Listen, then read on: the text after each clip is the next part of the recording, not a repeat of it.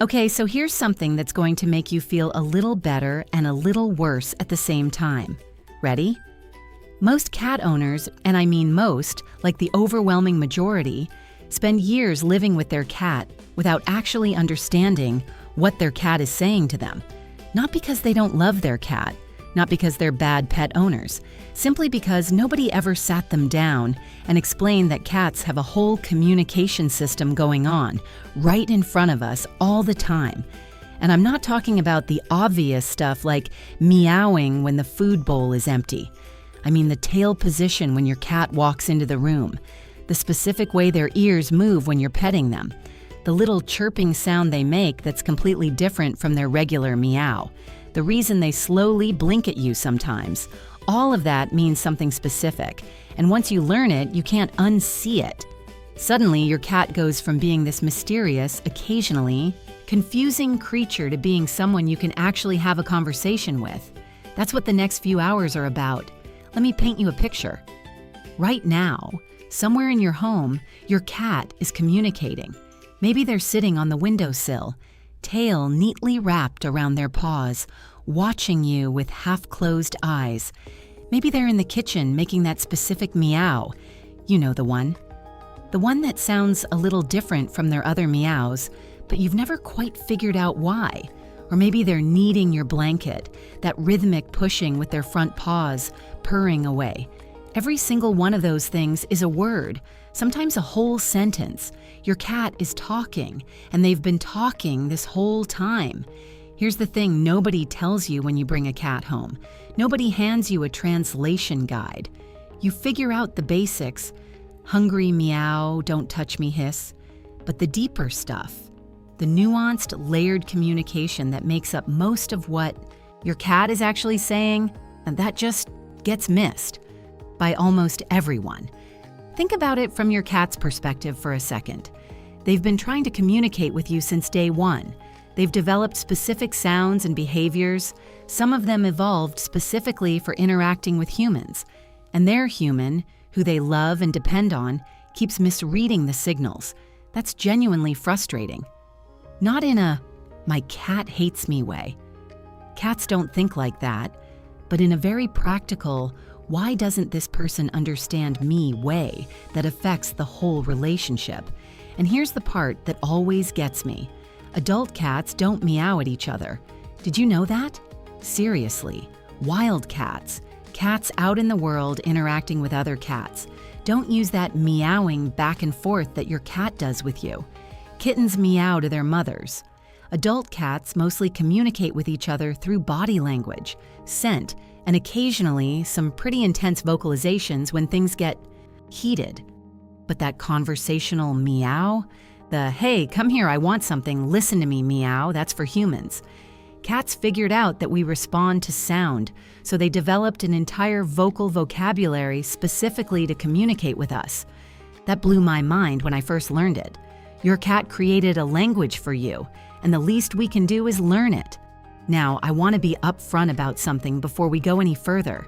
This isn't just about having fun facts about why your cat does weird things, though honestly, there are some really fun facts coming.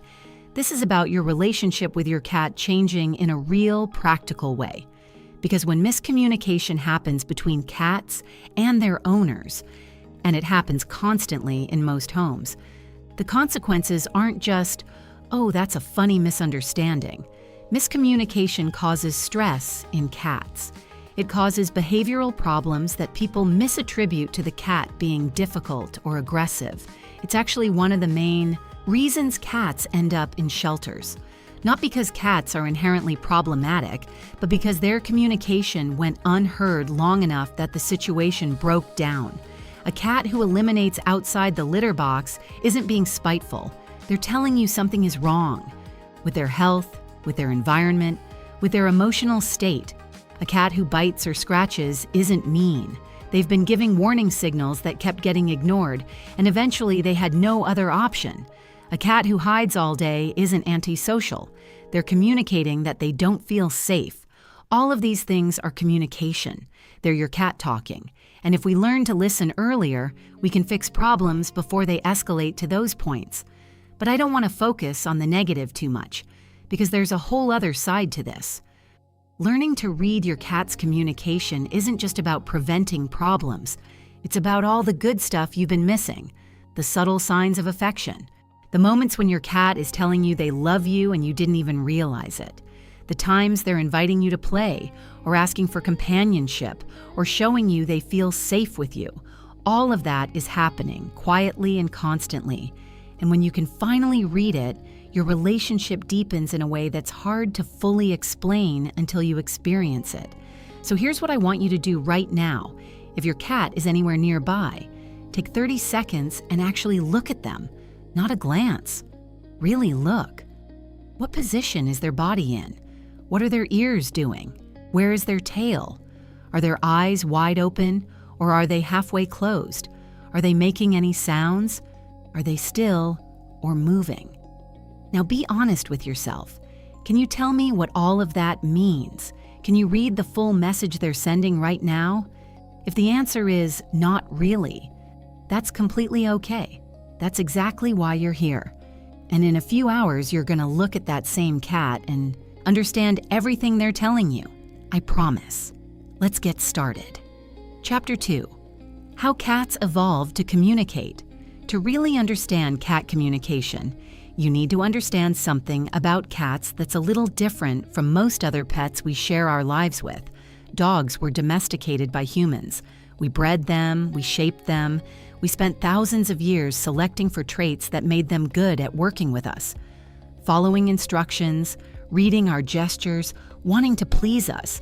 That whole man's best friend thing didn't happen by accident. It was a very deliberate, very long collaboration. Cats basically invited themselves. About 10,000 years ago, humans in the Fertile Crescent figured out agriculture. We started storing grain, and grain storage meant rodents, lots of them. And rodents meant the wildcat, Felis silvestris libica, these scrappy, fierce little hunters, started hanging around human settlements because, honestly, it was a pretty great hunting ground. Humans noticed the cats were handling the pest problem. Cats noticed the humans weren't a threat and were basically running an all-you-can-eat rodent buffet. And so a relationship began. Not because either side decided to domesticate the other, but because it was mutually convenient. The cats who did best in this arrangement were the ones who were naturally a little less fearful of humans. Not tame exactly, just tolerant. Those cats had better access to food, so they reproduced more, and they passed on that tolerance to their offspring.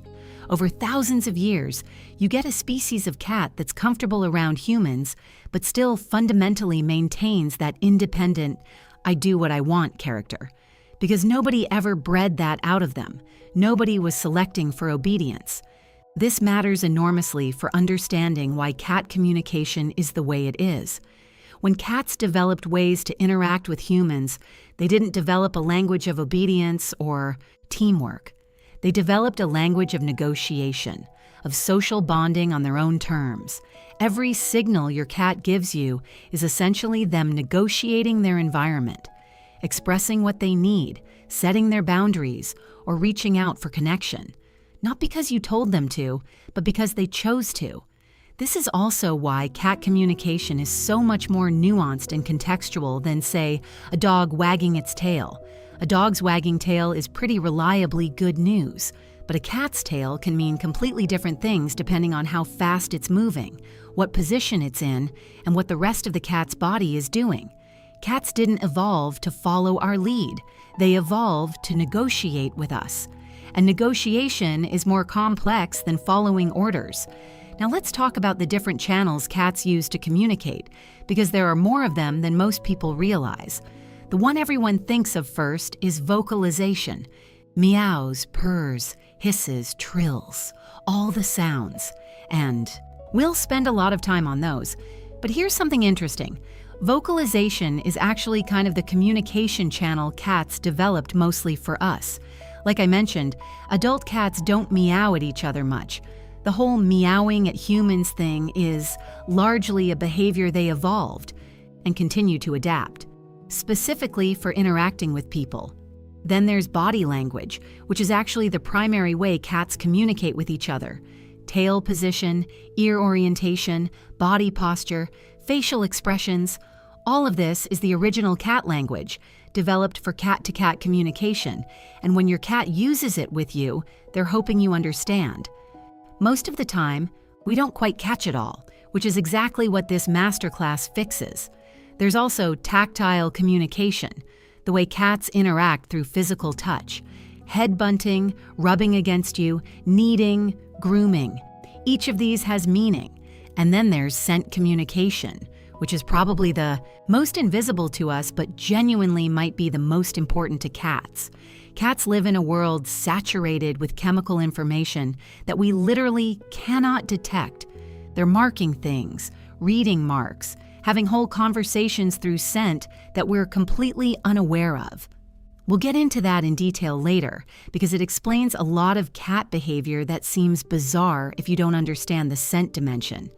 Here's what makes all of this complex and what makes real fluency different from just memorizing a list of signals.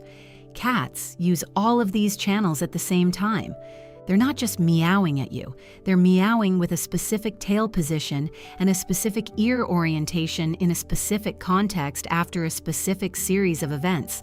Every element modifies every other element.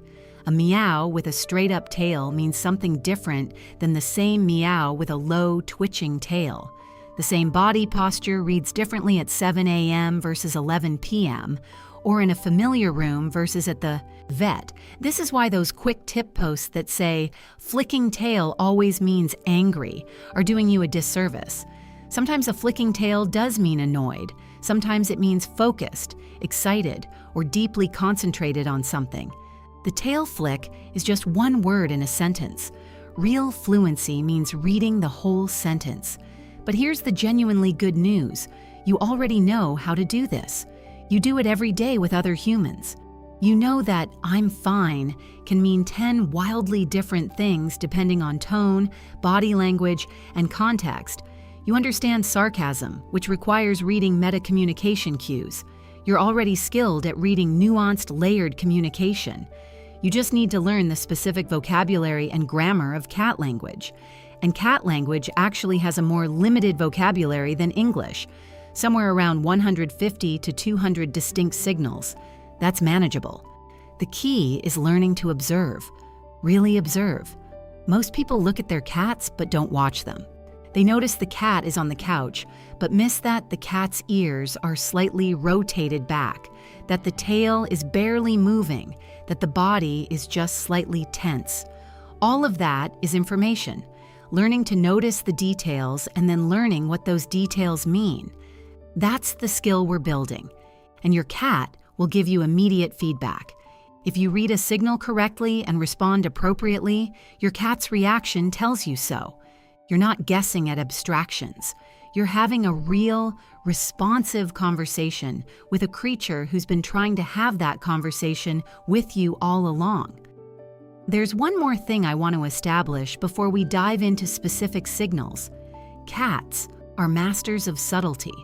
In the wild, showing pain or weakness makes you vulnerable. So cats evolved to hide their vulnerabilities, to communicate in ways that other cats who know what to look for can read. But that aren't obvious to potential threats. This means that by the time a cat's communication is obvious to most humans, by the time they're hissing or biting or yowling, things have usually already escalated pretty significantly. The subtler signals came first. They were just missed.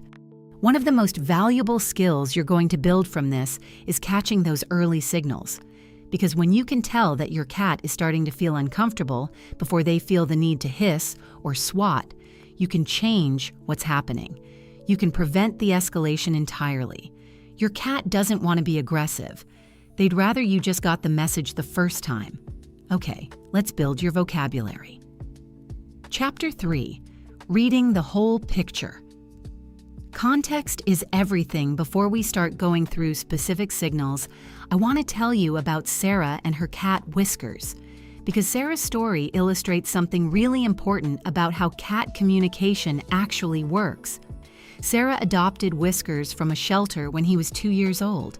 He was calm, sweet, totally easygoing. For the first 2 years, everything was great. Then Sarah got a new job working from home. Suddenly, she was there all day, every day, and Whiskers started acting out. He'd knock things off her desk during work calls. He'd meow loudly and persistently when she was on Zoom. He started waking her up at 5 a.m. by pawing at her face. Sarah was frustrated. She thought maybe Whiskers was getting anxious or developing some kind of behavioral issue. She was actually considering whether he might need medication. Then she talked to a cat behaviorist, and the explanation was so simple it was almost funny. Before Sarah started working from home, Whiskers had the house to himself all day. He napped when he wanted. He had his routines. His territory was stable and predictable. When Sarah suddenly started being there all day, every single thing about Whiskers' normal day changed. His territory felt different. His routines were disrupted, and he was communicating about it. Clearly and consistently. He was just communicating in cat, and Sarah was only hearing noise. The desk knocking wasn't attention-seeking for its own sake. It was Whiskers trying to initiate play because his energy had nowhere to go, and he was bored and overstimulated. The loud meowing during calls was happening at his usual feeding time, which was now being ignored because Sarah was on Zoom. The 5 a.m. face pawing was his morning greeting ritual. He used to hear Sarah getting up for work at that time, and they had a little routine. Now she'd disrupted it.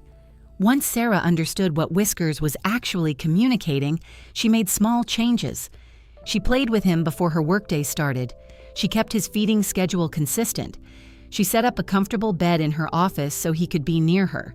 The behavioral issues disappeared almost immediately because they were never behavioral issues. They were communication. Sarah had just needed to learn the language. This is the most fundamental thing I want you to understand about cat communication. No signal exists in isolation. Individual signals mean nothing without context. And context has 3 layers. The first layer is environmental context, everything happening in the physical space around your cat. Is there a new smell? Did something loud happen recently? Is there another animal nearby? Is the room bright or dim? All of this shapes what your cat's signals mean. Here's a quick example. Your cat's tail is puffed up. If you just saw a door slam, that's almost certainly a startled fear response. Temporary, involuntary, will pass quickly. But if you see the same puffed tail during play, where your cat is doing those little sideways bouncy hops and their eyes are bright and excited, that's not fear at all. That's play arousal. The cat is mock fighting, and the puffed tail is part of the display. Same signal, completely different meaning. The second layer is relationship context. Understanding your individual cat's history and personality and where you are in your relationship with them. A cat who came from a difficult background will communicate differently than one who's had an easy life from kittenhood. A deeply bonded cat uses different signals than one who's still warming up to you. A naturally shy cat and a naturally bold cat will express the same emotions through similar but slightly different patterns. Eye contact is a good example of this. For most cats, prolonged direct eye contact is mildly confrontational. It reads as a challenge. But in the context of a cat who deeply trusts you, that same eye contact followed by a slow blink is an act of love. Context and relationship history completely change the meaning. If you didn't factor that in, you'd either avoid all eye contact with every cat or try to stare lovingly at cats who find it threatening. The third layer is temporal context, what happened right before this moment and what normally happens at this time of day. A cat meowing urgently at their food bowl right at dinner time is communicating something completely different than a cat. Meowing urgently at your bedroom door at 2 a.m. Same sound, totally different message. And a cat whose behavior has changed recently, who started doing something they didn't used to do or stopped doing something they always did, is communicating that something has shifted. That shift deserves attention. Now let's talk about reading signals in combination, because this is where you go from basic to genuinely fluent. Think of individual cat signals the way you'd think of individual words. The word right can mean correct, or a direction, or an entitlement or emphasis. You only know which meaning applies from the other words around it and the context of the whole sentence. Cat signals work the same way. Let me walk you through an example. Your cat approaches you. Their tail is straight up. Their ears are forward and slightly pricked. Their eyes are wide but relaxed, not stressed. They make that short, chirpy trill sound. They rub their cheek against your hand, then the side of their body along your leg. Then they walk a few steps away, look back at you, give another little trill, and take a few steps toward the hallway. Decoding this, the vertical tail is a confident, friendly approach. Forward ears say they're interested and focused on you specifically. Relaxed eyes without dilation mean no stress or fear. The trill is a greeting. The hello, I want to show you something sound. The cheek and body rub is scent marking combined with affection. And walking away while looking back? That's the follow me signal. Your cat is saying, clear as day. Hello, I'm happy to see you. Come with me, I want to show you something. Now let's flip it. Your cat is sitting on the couch. Their tail is low and twitching at the tip. Their ears are rotated slightly back. Their pupils look a little dilated for how bright the room is. Their body is ever so slightly tense. They're not making any sounds. You walk over to pet them. That combination is telling you, please don't. The low twitching tail is building agitation. Ears back means they're not in a receptive or comfortable place. Dilated pupils with no light trigger indicates arousal of some kind, stress or discomfort. Tense body is readiness to move. Silence means this isn't a friendly bid for interaction. This cat isn't asking to be petted. If you pet them anyway, you're going to get a swat or a bite. And you might think your cat suddenly turned on you, when actually they were clearly asking you not to approach. Here's a practice I want you to start doing as soon as possible. Several times a day, just pause for 30 seconds and observe your cat without interacting. Where are they? What position is their tail in? What are their ears doing?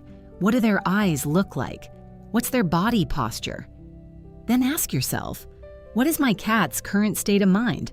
Are they relaxed and content? Alert and focused on something? Anxious, playful, wanting interaction? You won't always know at first. That's fine. The goal is to start training yourself to read multiple signals at once, rather than focusing on one thing or nothing at all. As you learn what individual signals mean through the rest of this masterclass, that whole picture reading will click into place. One more thing to understand. Every cat has a baseline. Your cat has a normal way of sitting, a normal ear position when they're just hanging out, a normal amount of vocalization, a normal greeting behavior. Learning your cat's specific baseline is crucial because changes from that baseline are often your first clue that something is off. A naturally quiet cat who starts meowing constantly is communicating something significant. A typically social cat who starts hiding is telling you something has changed. The change itself is the message. All right, now that we have that foundation solid, let's build your vocabulary. We'll start with vocalizations because those tend to be what cats use most directly with us, and because your cat has been customizing them specifically for you. Part 2. Vocalizations, Chapter 4, Mewing, the language your cat invented for you. Here's something genuinely wild. Adult cats in the wild almost never meow at each other. I know. Think about that for a second. That sound that defines cats for most people, the meow, is essentially a communication behavior that adult cats reserve almost entirely for humans. Kittens meow to their mothers when they're cold, hungry, lost, or scared. Adult cats in the wild use body language, scent, and occasional intense vocalizations like hissing or yowling. But that everyday, hey, pay attention to me, meow, That's a human thing. Domestic cats figured out that humans are incredibly responsive to sound. We talk constantly. We respond when we hear our names. We're hardwired to react to certain frequencies, particularly ones that resemble infant cries. And so cats, being the clever adaptive creatures they are, kept the meowing behavior into adulthood and redirected it at us. And then they went even further and started customizing it. This is the part that gets me every time. Your cat has literally developed a personal dialect for you. Researchers studying cat vocalization have found that cats develop unique meow patterns based on what actually works with their specific human. If your cat discovers that a specific pitch gets you to feed them faster, they'll use that pitch. If a particular drawn-out sound makes you come over and pet them, that sound becomes a tool. Over months and years, your cat has built a customized set of vocalizations tuned specifically to you and your responses, which also means, by the way, that you've been teaching your cat how to talk to you this whole time without realizing it. Every time you responded to a particular meow in a particular way, you reinforced that pattern. You were both doing operant conditioning on each other simultaneously. Now let's go through the main meow types, with the caveat that these are starting points. Your cat's specific version may be somewhat different, and that's exactly why paying attention to your individual cat matters. The short single meow is usually a greeting or an acknowledgement. Your cat walks into the room, sees you, gives a quick meh. That's basically a head nod. Hello, I see you, we're good. Low stakes, friendly, just a social acknowledgement. Some cats do this every time they enter a room where you are. It's charming once you know what it is. Multiple short meows in quick succession. Mew, mew, mew. Usually signal excitement or arousal about something. You're opening the treat bag, they spotted a bird, you just got home. This rapid-fire variation communicates that something has their attention and they're excited about it. It's your cat's way of going, oh, oh, oh. The mid-pitch standard meow is the general purpose, I want something vocalization. This is the conversational meow, the most common one, and it basically means, excuse me, human, I have a need. The context tells you what the need is. Standing near the food bowl at dinner time, this means hungry. Standing by the door, this probably means they want through. Looking at you intently from across the room, this might mean they want company. The meow opens the conversation. Everything else tells you the topic. The drawn-out meow, meow, is stronger, more emphatic. This is not a request, this is a demand. Your cat wants something and wants it now and is making sure you understand that. You probably hear this version when you're late with dinner, or when they've been on the wrong side of a closed door for longer than they find acceptable. High-pitched meows mean different things depending on volume and intensity. A soft, high-pitched meow is often gentle and affectionate, the kind of sound a very bonded cat makes when they're happy to see you. But a loud, sharp, high-pitched meow is something you pay attention to immediately because it often signals pain, fear, or acute distress. If your cat, who normally has a medium-pitched voice, suddenly produces a piercing, high-frequency meow, go check on them. That's not a pay attention to me sound. That's a something is wrong sound. Low-pitched meows tend toward complaint or displeasure. That grumbling, bass register sound is your cat telling you they're not happy about something. You pick them up when they didn't want to be held. You're late with the food again. You move their favorite blanket. This meow is the feline equivalent of a dissatisfied grumble. Now, within each of these categories, there are endless variations. The same basic meow type sounds different when your cat is confident versus anxious, urgent versus casual, fully awake versus just stirring from a nap.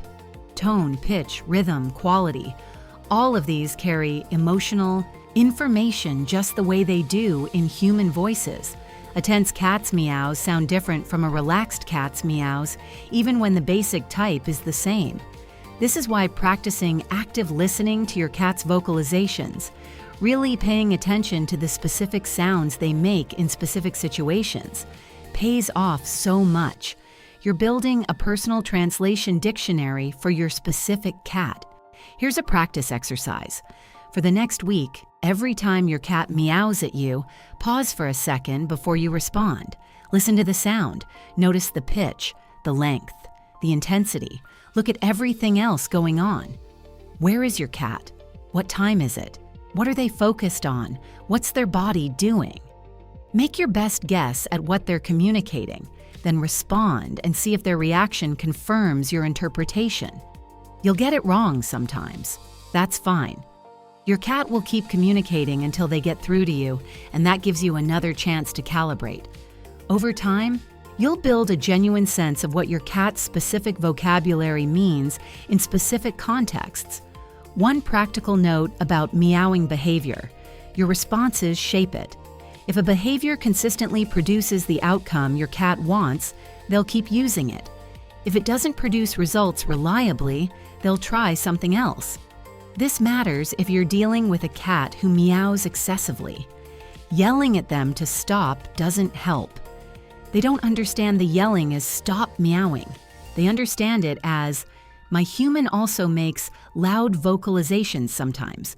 What actually changes the pattern is addressing the underlying need in a different way, or changing when and how you respond so the behavior stops being effective. And if you're trying to stop a particular meowing pattern, like the 5 a.m. wake-up, the golden rule is consistency.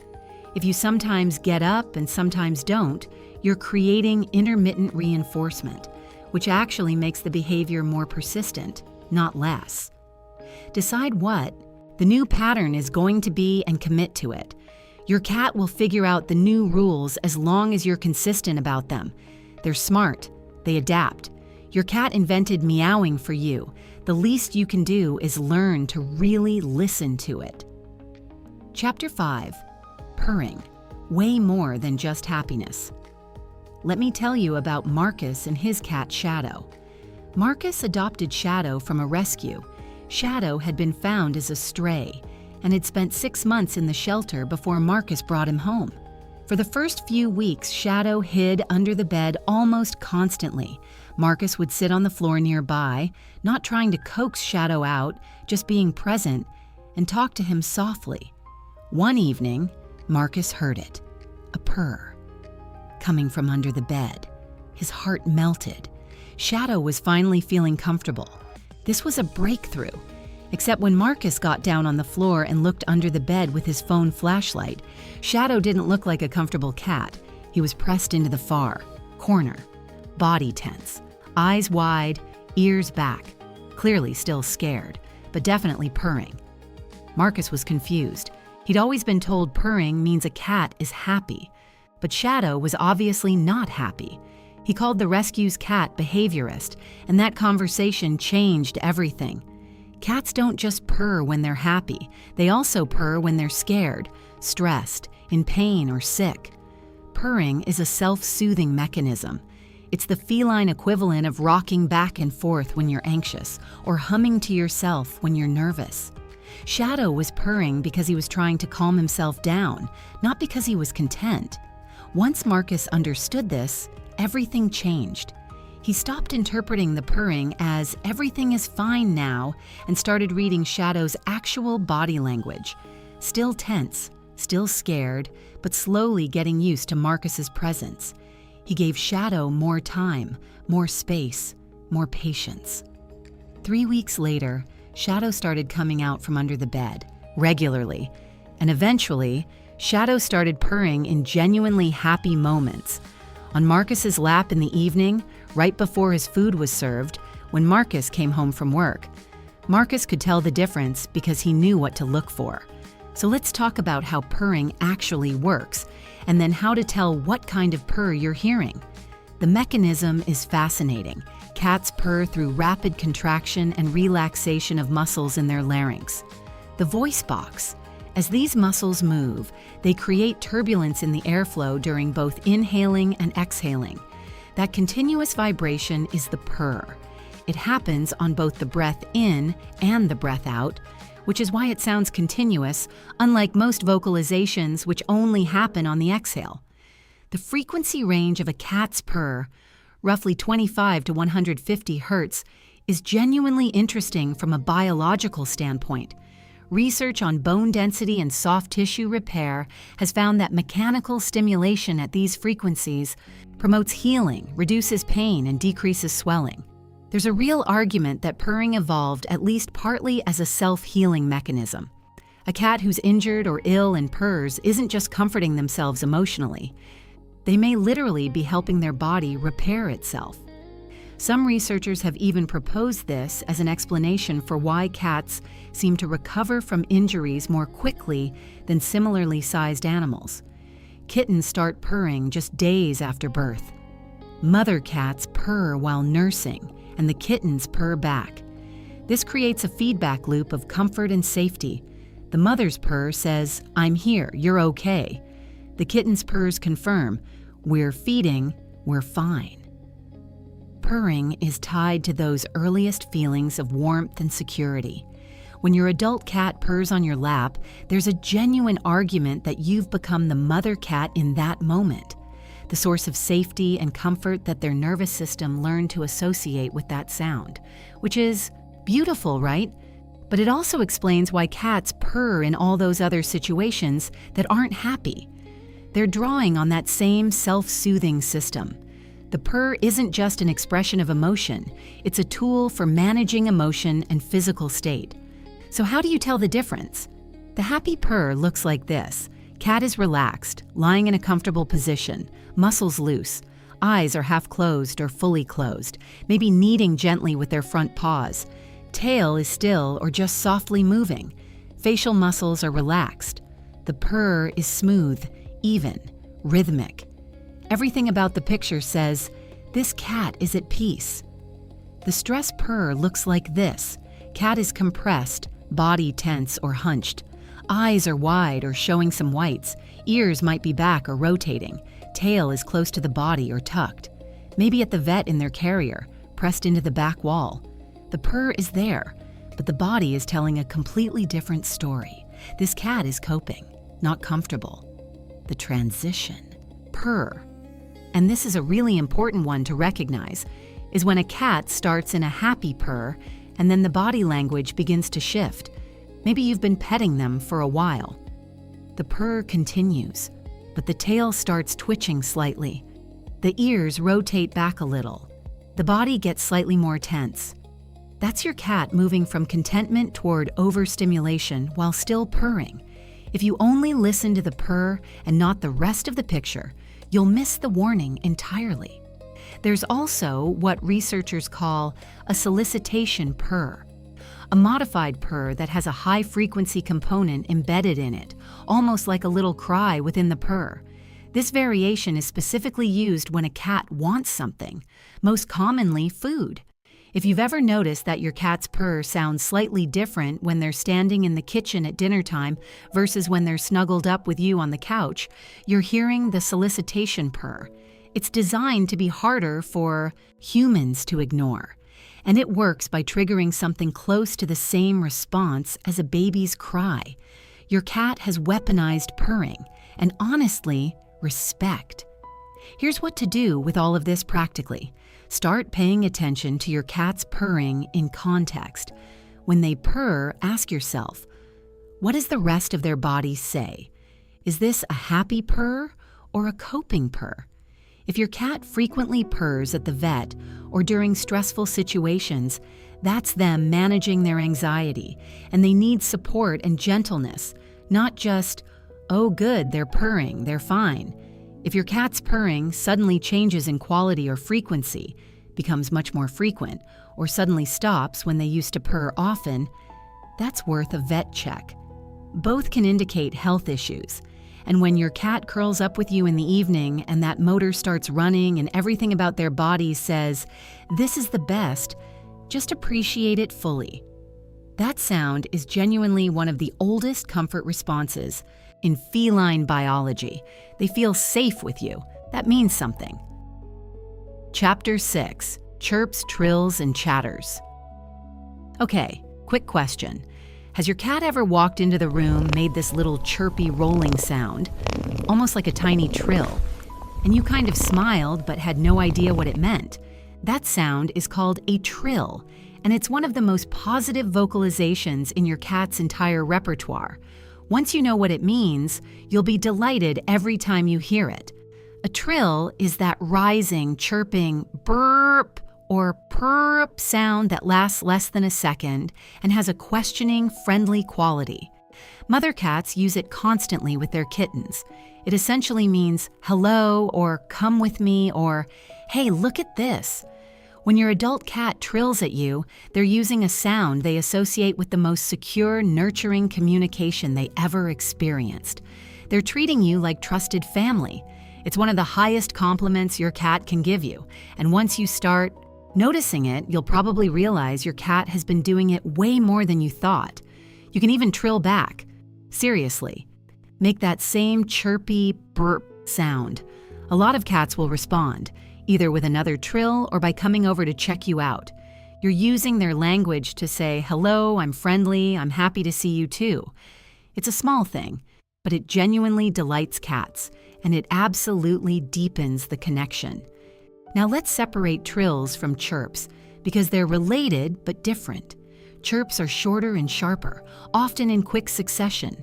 Chirp, chirp, chirp. You most commonly hear this when your cat is watching prey through a window. A bird lands on the fence outside, your cat's whole body goes still, their eyes lock on, and then that rapid chattering, chirping sound starts up. What's actually happening there is fascinating and kind of funny. The current best theory is that this vocalization is related to the bite reflex, the quick jaw movement cats, used to deliver the kill bite to prey. When a cat sees something they desperately want to catch but can't reach, their jaw starts going through the motions automatically. The sound comes from the air moving through that rapidly chattering jaw. They're practicing their kill bite while staring at a bird on the other side of glass. Their body can't help it. So when you hear that chatter at the window, your cat's hunting drive is fully engaged, and they're quite literally going through the motions of catching something they can't get to. This is actually a perfect moment to bring out a wand toy or a feather. Redirect that activated hunting energy into something they can actually catch. They'll often engage with intense enthusiasm because they were already mentally warmed up. Then there are chirps in a social context. Short, single chirps that your cat might make as a friendly greeting or just a little hey as they pass by. Context distinguishes these from the hunting chirps easily. If your cat is looking at you and makes a single chirp, that's social. If they're staring at something through the window and chirping rapidly, that's predatory. There's also a sound I love called a chirp, a quick rising vocalization that cats make when they're happy about something that's about to happen. You might hear it when you're pulling out the treat bag, or when you pick up their favorite toy, or right before they jump onto something they enjoy. It's the sound of pleasant anticipation. Oh, something good is happening. Excellent. And then there are softer sounds, the murmurs and quiet little acknowledgments that some cats make throughout the day. A barely there M when you walk by them, a soft sound of greeting that's almost below the threshold of deliberate communication. These are the coziest cat sounds. They're saying, I notice you, I'm comfortable with you, no action required. Pay attention to all these smaller, more musical vocalizations. They're windows into your cat's positive emotional states that are easy to miss because they're not demanding or dramatic. When your cat chirps and trills throughout the day, that's a cat who feels comfortable and engaged with their world. And when you learn to respond to these sounds, a soft word back, a gentle look, even just a slow blink, you're participating in the relationship in a way your cat absolutely notices and appreciates. Chapter 7. Warning sounds, hisses, growls, and yowls. Let's talk about the sounds that make your heart rate spike. The hiss, the growl, the yowl, the scream that sounds like something is dying. These are warning sounds, and they are, every single one of them, communication. Not personality flaws, not proof that your cat is difficult or aggressive. Communication. Your cat is telling you clearly and urgently that something is wrong and something needs to change. Let's start with the hiss, A hiss is unmistakable. That's sharp. Tss or f with the open mouth. It's designed to startle and warn. Cats learn to mimic the sound of snakes because even animals that have never seen a snake respond with alarm to that sound. Evolution figured that out. When your cat hisses, the message is, back off. I'm uncomfortable. I feel threatened. If you don't create some distance, I will escalate. Here's the crucial thing to understand about hissing. It is not aggression. It is the opposite of aggression. It's your cat trying to avoid aggression. They're saying, please don't make me fight you. I really don't want to fight you, but I will if I have to. The hiss is a plea for distance, not an attack. When a cat hisses at you, the worst thing you can do is push past it. If you keep approaching a hissing cat, you are communicating to them that their warning didn't work, which means they have to escalate to a physical defense. The scratch or bite that follows isn't random or unprovoked. It's the logical next step. After a warning was ignored, you remove the option to communicate. You get physical defense. When your cat hisses, give them space. Remove yourself or the source of the problem. Let them calm down. That's it. Don't punish the hiss. The hiss is good communication. You want your cat to use warning signals rather than skipping straight to biting. Growling is a step beyond hissing. It's a sustained, low, rumbling sound from deep in the throat. Harder to ignore, harder to dismiss. Growling usually indicates a cat who feels more trapped or more threatened, someone who's escalating because the earlier signals didn't get through. The message is the same as the hiss, just louder. Back off now, I mean it. You might hear growling when a cat is held too long when they want down, when another animal is blocking their escape route, when they're at the vet and feeling completely without options, when a mother cat is protecting kittens from what she perceives as a threat. If you hear your cat growl, stop what you're happening and create distance. Don't try to soothe a growling cat by petting them. That approach often ends with a bite because your hand coming toward them reads as another threat. Give space. Remove the stressor if you can. Let them come down on their own terms. Now, yowling. This is that long, drawn-out, almost mournful wail, low-pitched, loud, impossible to sleep through. Yowling happens in several very different situations. Intact cats yowl as mating communication. An unspayed female in heat yowls to advertise her availability. An unneutered male who smells a female in heat will yowl his availability back. These sounds are genuinely distressing to live with, and they stop when cats are spayed or neutered. This alone is a strong argument for the procedure. But cats also yowl when they're in serious pain or when they have a medical emergency. A cat with a urinary blockage, a genuine emergency, will often yowl in obvious distress. Any cat who suddenly starts yowling and there's no obvious behavioral reason for it needs to go to the vet. Senior cats sometimes start yowling, especially at night, as part of feline cognitive dysfunction, the cat equivalent of dementia. They're confused, disoriented, sometimes genuinely not sure where they are. This is heartbreaking, but also treatable to some extent. If your older cat starts yowling at night as a new behavior, it's a vet conversation. Then there's the scream. Cat screams are exactly as alarming as they sound. Piercing, high frequency, sounds like something terrible is happening, because usually something terrible is happening. Cats scream during serious fights. They scream when they're suddenly injured. If you hear your cat scream, something is wrong and needs immediate attention. Here's the broader principle that connects all these warning sounds. They always mean something. There is no such thing as a cat who hisses or growls or yowls randomly. There is always a reason. Sometimes the reason is obvious, sometimes you have to look for it, but it's always there. And your job as someone who cares about your cat is to take these sounds seriously as information, figure out what they're communicating, and address the underlying issue, not punish the communication. If your cat has suddenly become much more vocal with warning sounds, something has changed. Check for medical causes first. Pain makes cats much more reactive and defensive. Then look at environmental factors. Something in their world is not right. They're telling you. The sounds are the signal. Your job is to figure out what they're pointing to. Part 3. Tail Language. Chapter 8. Tail Positions. The Emotional Barometer. I want to tell you about Jennifer and her cat Bella. Jennifer had lived with Bella for 5 years. She knew Bella well, loved her deeply, and thought she understood her pretty well. But there was this recurring thing that drove Jennifer crazy. Every few days, seemingly randomly, Bella would be in the middle of a perfectly lovely petting session and then suddenly swat at Jennifer's hand. Jennifer couldn't figure out the pattern. Sometimes they'd cuddle for 20 minutes, no problem.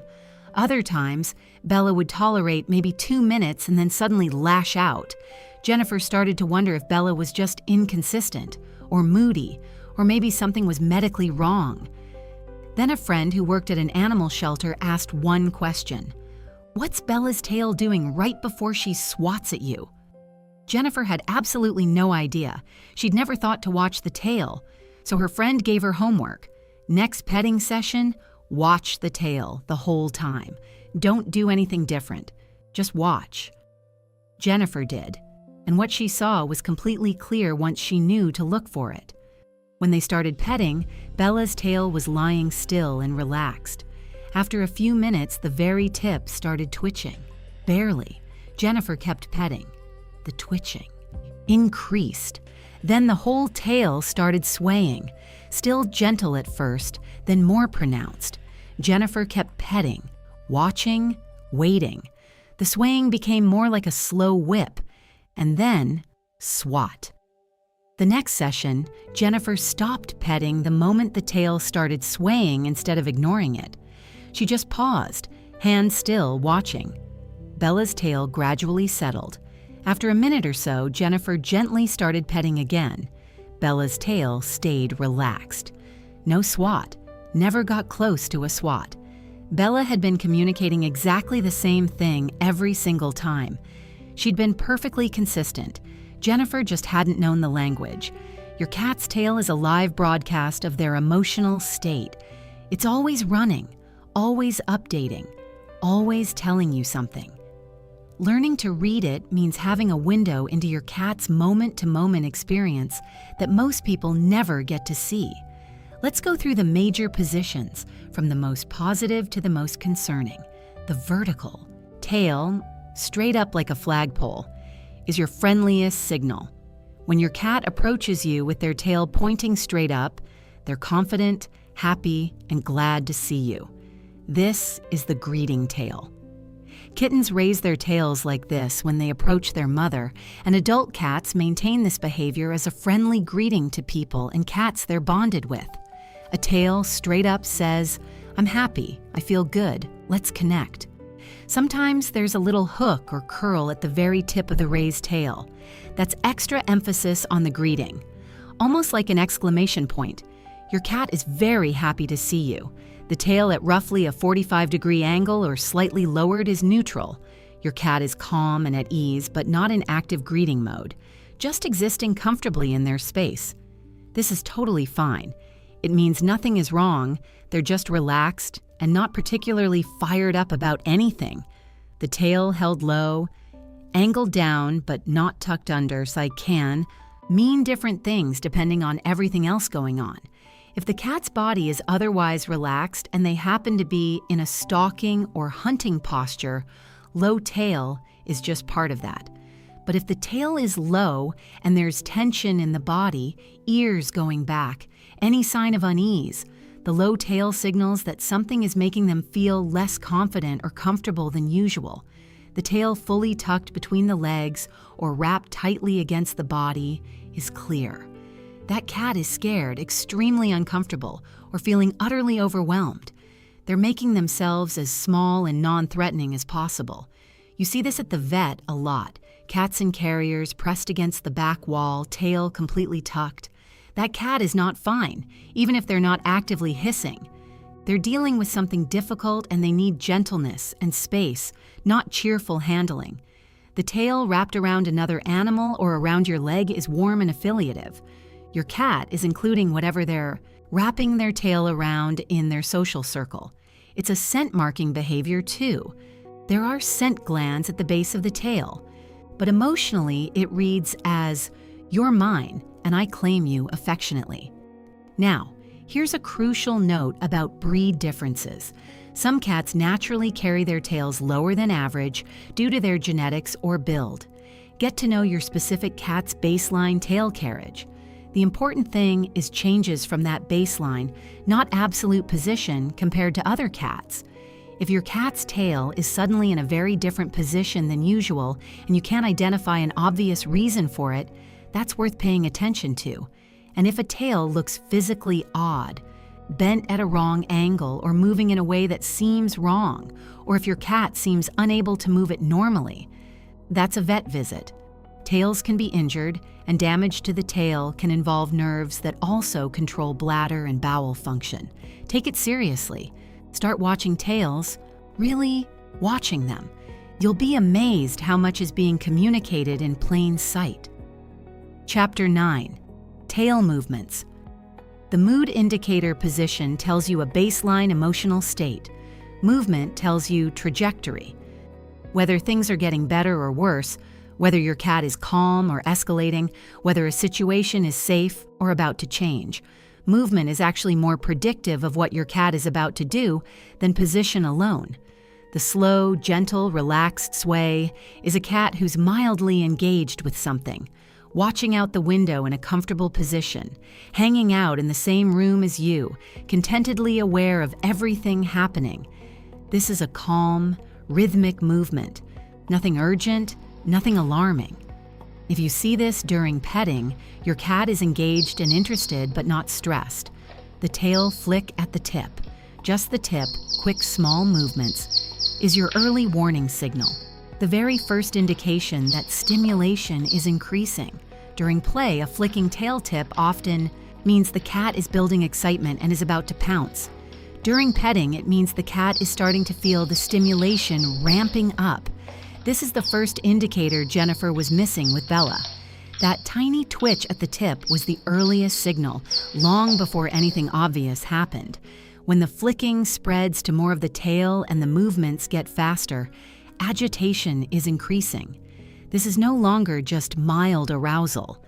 Something is building, whether that's hunting excitement during play, which is fine and healthy, or overstimulation or irritation during handling, which is a signal to change something, depends on context. The swishing tail, moving back and forth with clear intention, tail length movements, is a more significant signal. This is a cat communicating some level of emotional intensity. In play, when they're stalking and about to attack a toy, this is part of the predatory sequence and is totally appropriate. But during any kind of interaction with you, swishing means the situation needs to change. This was the swaying Jennifer was seeing. Bella was past her threshold, and the swishing was her way of saying, "Stop, I mean it." The thrashing tail, hard, forceful, rapid side-to-side movements, is a cat in significant distress or high emotional intensity. This is not ambiguous. Something needs to change immediately. If you're touching the cat, stop. If you're in the situation creating it, remove yourself or the stressor. A cat with a thrashing tail is very close to acting on that emotion physically. The quivering vertical tail is particularly interesting. When a cat approaches you with their tail straight up and vibrating, they're expressing intense happiness and excitement. This is a really strong, positive signal. Some cats do this every time their favorite person comes home. The tail just vibrates with joy. If you see this, your cat is genuinely thrilled about whatever is happening. Worth noting, an unneutered cat backing up to a surface with a quivering raised tail is spraying. A completely different context. But the approach and quiver in a greeting context is pure delight. There's also the hunting stillness, where the tail is extended straight back and completely motionless. Total stillness. The rest of the cat is equally still. That's complete hunting focus, the moment just before a pounce. Whether they're stalking a toy, a bug, or sorry, their own shadow, that frozen stillness with the extended tail is the pre-attack pose. One more important pattern, what I think of as the elevator tail. You can watch your cat's tail rising or falling over a period of several minutes, and it tells you whether their emotional state is improving or declining. A tail that slowly rises during an interaction means they're getting more comfortable, more positive, more engaged in a good way. A tail that starts up and gradually lowers means comfort is decreasing. Something is making them less at ease. This slow drift up or down is some of the most valuable information you can read because it tells you where things are heading before they actually get there. Pay attention to tail movements in real time. When you're petting your cat, glance at the tail every 30 seconds, not stressfully, just as a casual check-in. It will tell you how they're doing, whether things are good, and when it's time to give them a break. Chapter 10. Tail plus body. Reading the complete message. Here's the thing about tail signals. They're always half a sentence. The other half is everything else. And until you combine the two, you don't actually know what the sentence says. Let me prove this to you with one example. Puffed up tail. Most people learn that a puffed tail equals scared, and sometimes that's true. But watch these two scenarios. A. Your cat's tail is fully puffed. Their back is arched. They're standing sideways to something, making themselves look as large as possible. Their ears are completely flat. Their pupils are enormous. They might be hissing. Everything is contracted and defensive. That's the Halloween cat. That's fear-based defensive aggression. The full picture says, I am terrified and I will fight if I have to, but please, please just go away. B. Your cat's tail is puffed. They're bouncing sideways in small hops, looking ridiculous and adorable. Their ears are forward. Their eyes are bright with normal to slightly dilated pupils. They might be making chattering or chirping sounds. There's an energy of excitement, not dread. That's play arousal. Your cat is mock fighting, doing their sideways Halloween cat routine because they're excited and having fun. The puffed tail is part of the performance. Same puffed tail, completely opposite meaning. If you only knew puffed tail equals scared, you'd misread the play scenario every time, potentially stopping play sessions because you thought your cat was in distress. Let me give you some full picture combinations to work with. Tail straight up, ears forward, eyes bright but relaxed, body moving toward you, maybe a trill. This is the greeting package. Hello, I'm so happy to see you. I'm confident and in a great mood and I want to connect with you. Pet them. Greet them back. Accept the love. Tail straight up with a slight quiver, ears forward, vocalizing excitedly. This is the peak version of the greeting. I am extremely thrilled about this. Usually seen when you've been away for a while or when something they love is about to happen. Tail low and twitching, ears back, pupils slightly dilated in normal lighting, body not fully relaxed. This is, I'm not in a good place right now and interaction is probably not a good idea. Don't push it. Give them space. Tail low and tucked, ears flat, eyes wide, body compressed toward the ground. I am frightened and feeling trapped. This cat needs the stressor removed and an escape route offered. Tail swishing with increasing force, ears rotating back, body starting to tense, pupils enlarging during petting. I am getting overstimulated and this needs to stop soon. This is your cue to slow down, then stop, then give them a moment. If you catch this early, no one gets scratched.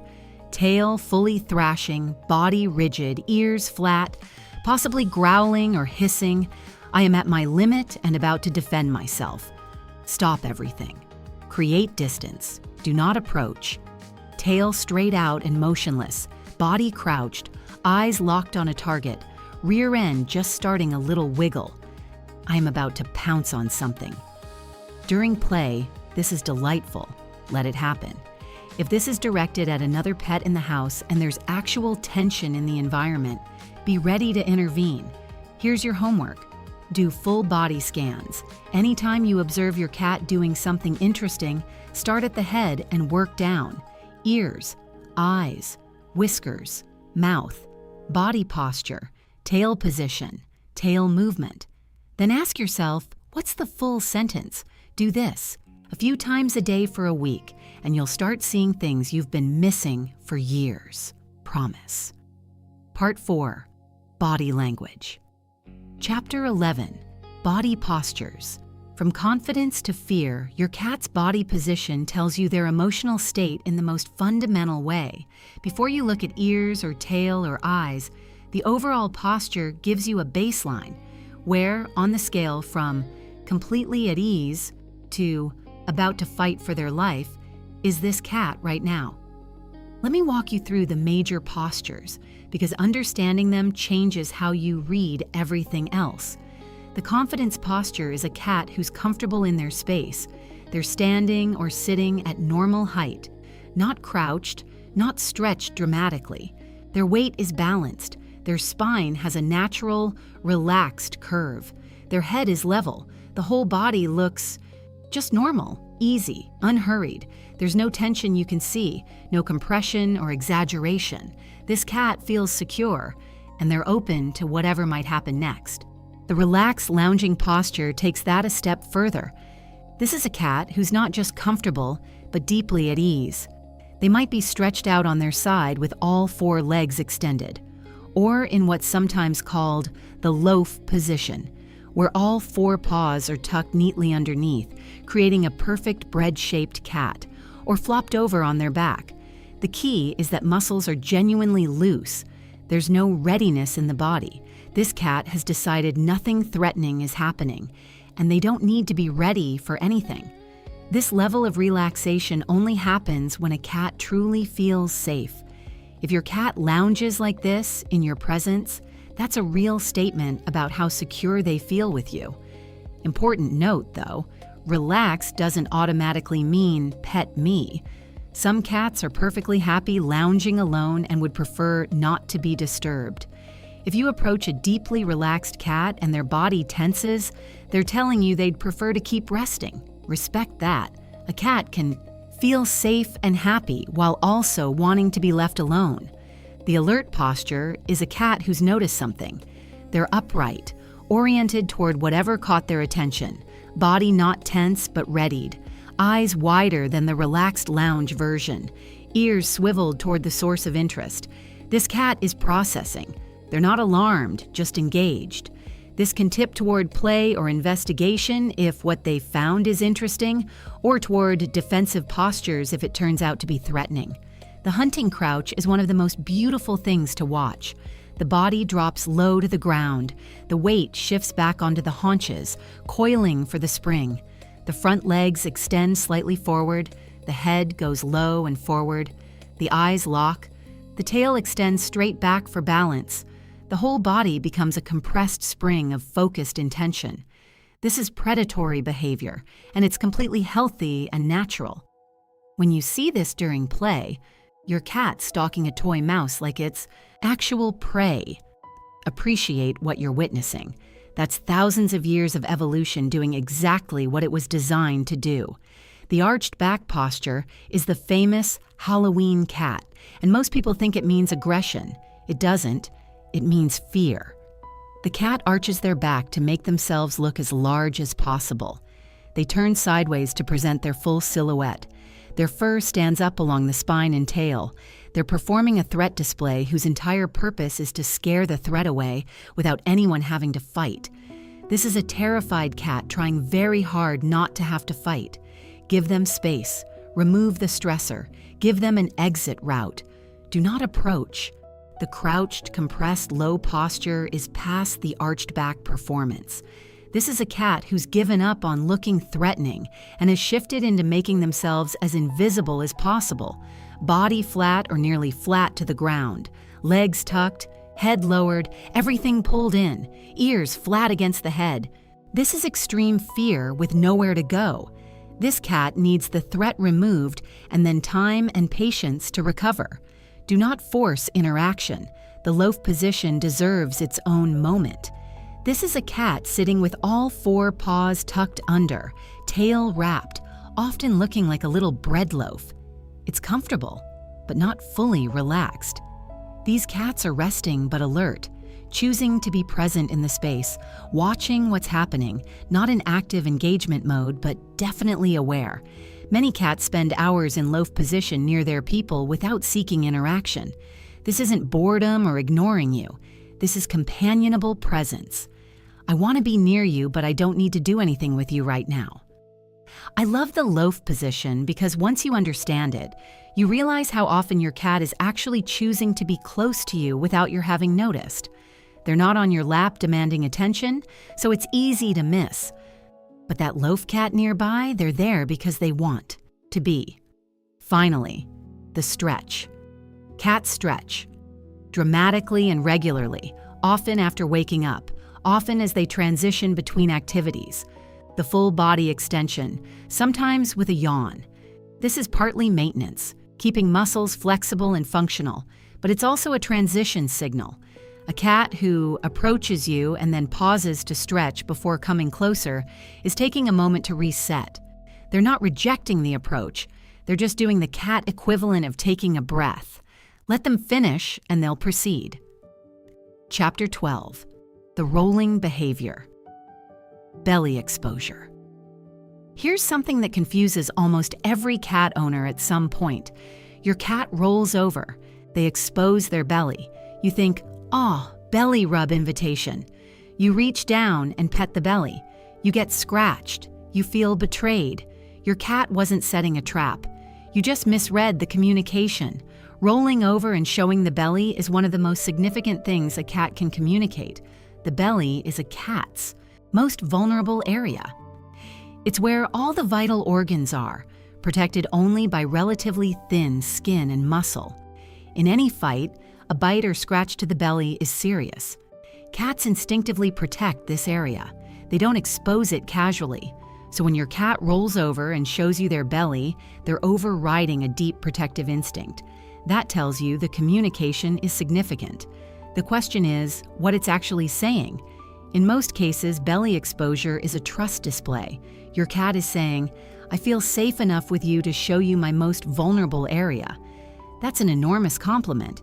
It's the cat equivalent of a very deep statement of security and trust. But, and this is the part most people miss, showing you their belly is the statement, not an invitation. It's the difference between someone telling you a deeply personal secret versus inviting you to share it with everyone. The trust is being communicated. The belly is the symbol. Touching the belly is not necessarily the appropriate response. Here's why. Even in a cat who deeply trusts you, the belly is still full of nerve endings that trigger a defensive reflex when touched.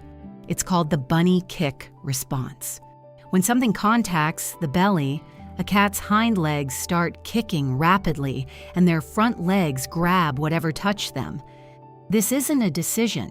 It's a reflex, a deeply wired instinctive protective response that your cat can't fully turn off even when they love you.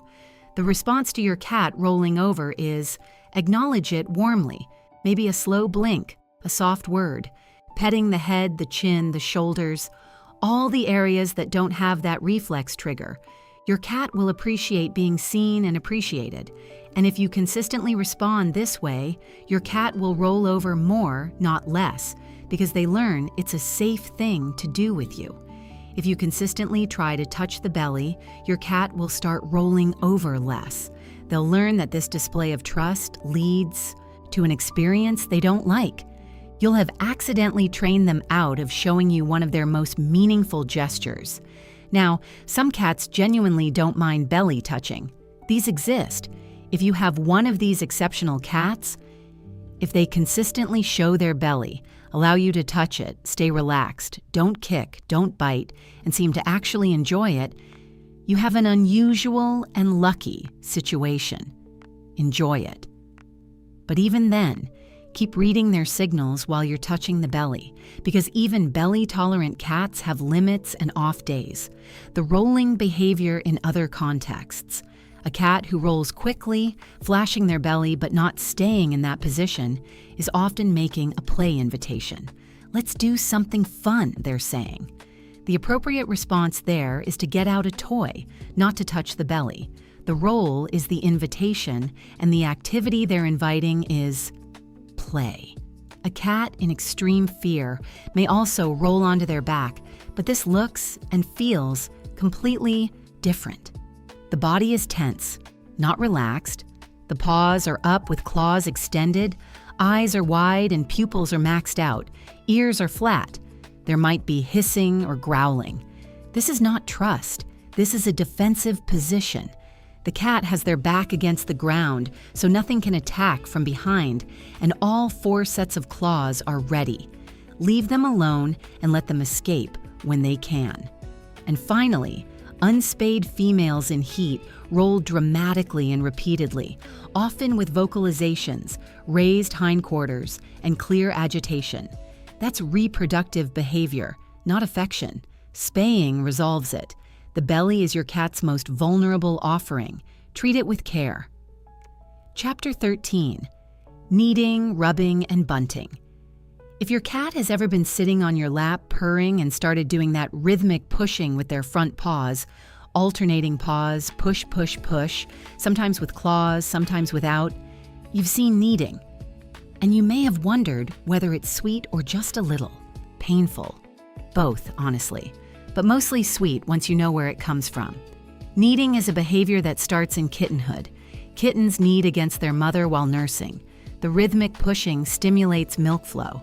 More importantly, it's completely associated with warmth, safety, nourishment, and comfort. The best things a kitten's nervous system knows how to feel. As cats grow up and are weaned, most stop needing their mother. But the behavior and its emotional associations don't disappear. When an adult cat needs, on a soft blanket, on a pillow, on your leg, they're experiencing feelings that their nervous system has tied back to those earliest, safest moments of their life. They feel secure. They feel cared for. In a very real sense, when your cat needs you, you've become their mother. You're the source of comfort and safety that their deepest associations point to. It's one of the most intimate things a cat can do with you, the practical problem. And there is a practical problem is that kneading often involves claws, and claws in your thigh are uncomfortable regardless of the emotional significance. Please don't push your cat away or scold them for it. They're not trying to hurt you, and punishment during this moment damages something beautiful. Instead, keep their claws trimmed. Helps with everything, not just kneading. Put a thick folded blanket on your lap before a cuddle session. If it's actively hurting during kneading, gently slide a blanket under their paws without disrupting the flow.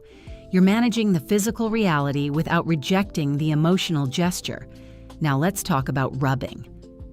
When your cat rubs against you, cheek, chin, the side of their body, their tail wrapping around your leg, they're doing 2 things simultaneously.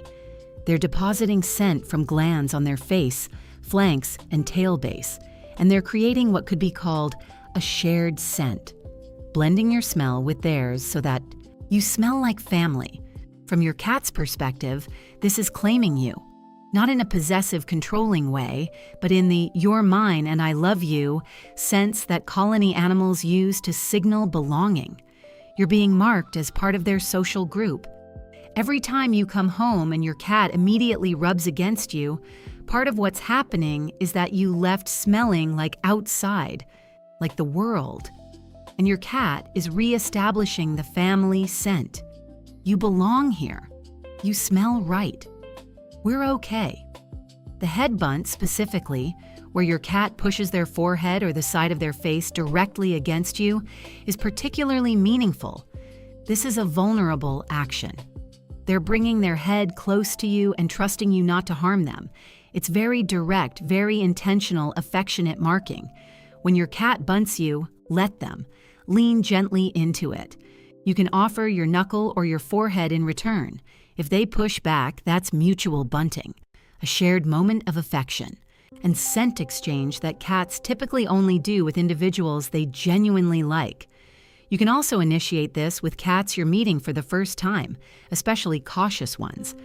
Extend a relaxed knuckle or 2 fingers toward the cat and let them approach at their own pace. If they rub against your hand, they've accepted the interaction. If they sniff and walk away, they're not ready. Either is fine. You let them choose. When a cat rubs against you after you've been away, respond to it. Put down whatever you're carrying. Give them 30 seconds of full attention. Pet them. Speak to them. Acknowledge the greeting. Your cat has been waiting for you, and this ritual matters to them. It's a very quick investment for a significant reward in terms of the relationship. One more. Licking. If your cat licks you, your hand, your arm, your hair, they're grooming you. This is exactly what cats do for each other to maintain social bonds. They're treating you as a member of their social group who needs grooming. It's affectionate. It's bonding. It's also slightly like sandpaper because cat tongues are covered in tiny backward-facing hooks designed to work through fur. If it gets uncomfortable, you can gently redirect. Move your hand, offer your knuckle instead of bare skin, but don't jerk away or respond negatively. Accept the compliment, then redirect if needed. Chapter 14. Grooming Behaviors. Self and social cats are famously clean. They spend somewhere between 30 and 50% of their waking hours grooming themselves, methodically working through their coat, starting with the face, moving to the shoulders, flanks, belly, legs, tail. It's hypnotic to watch. They look completely focused and almost meditative. This isn't vanity. It's functional on multiple levels. Grooming removes dirt, parasites, and loose hair. It distributes natural oils through the coat, which keeps both skin and fur healthy. The saliva left on the fur evaporates and provides cooling in warm weather.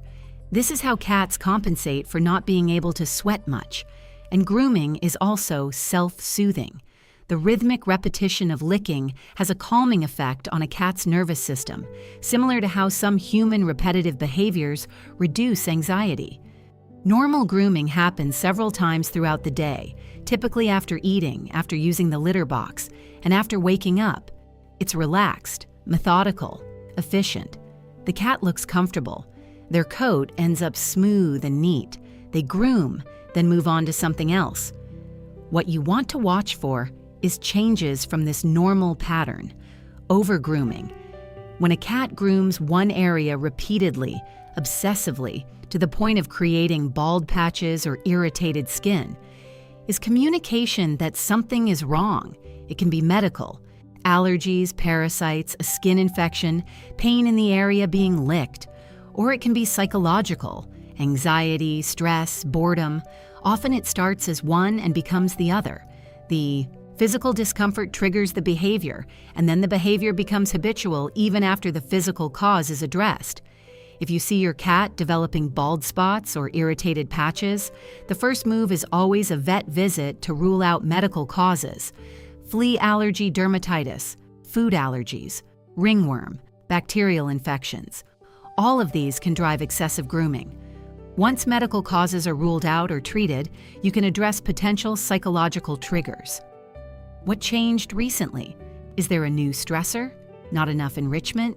Separation anxiety? Under-grooming is also significant.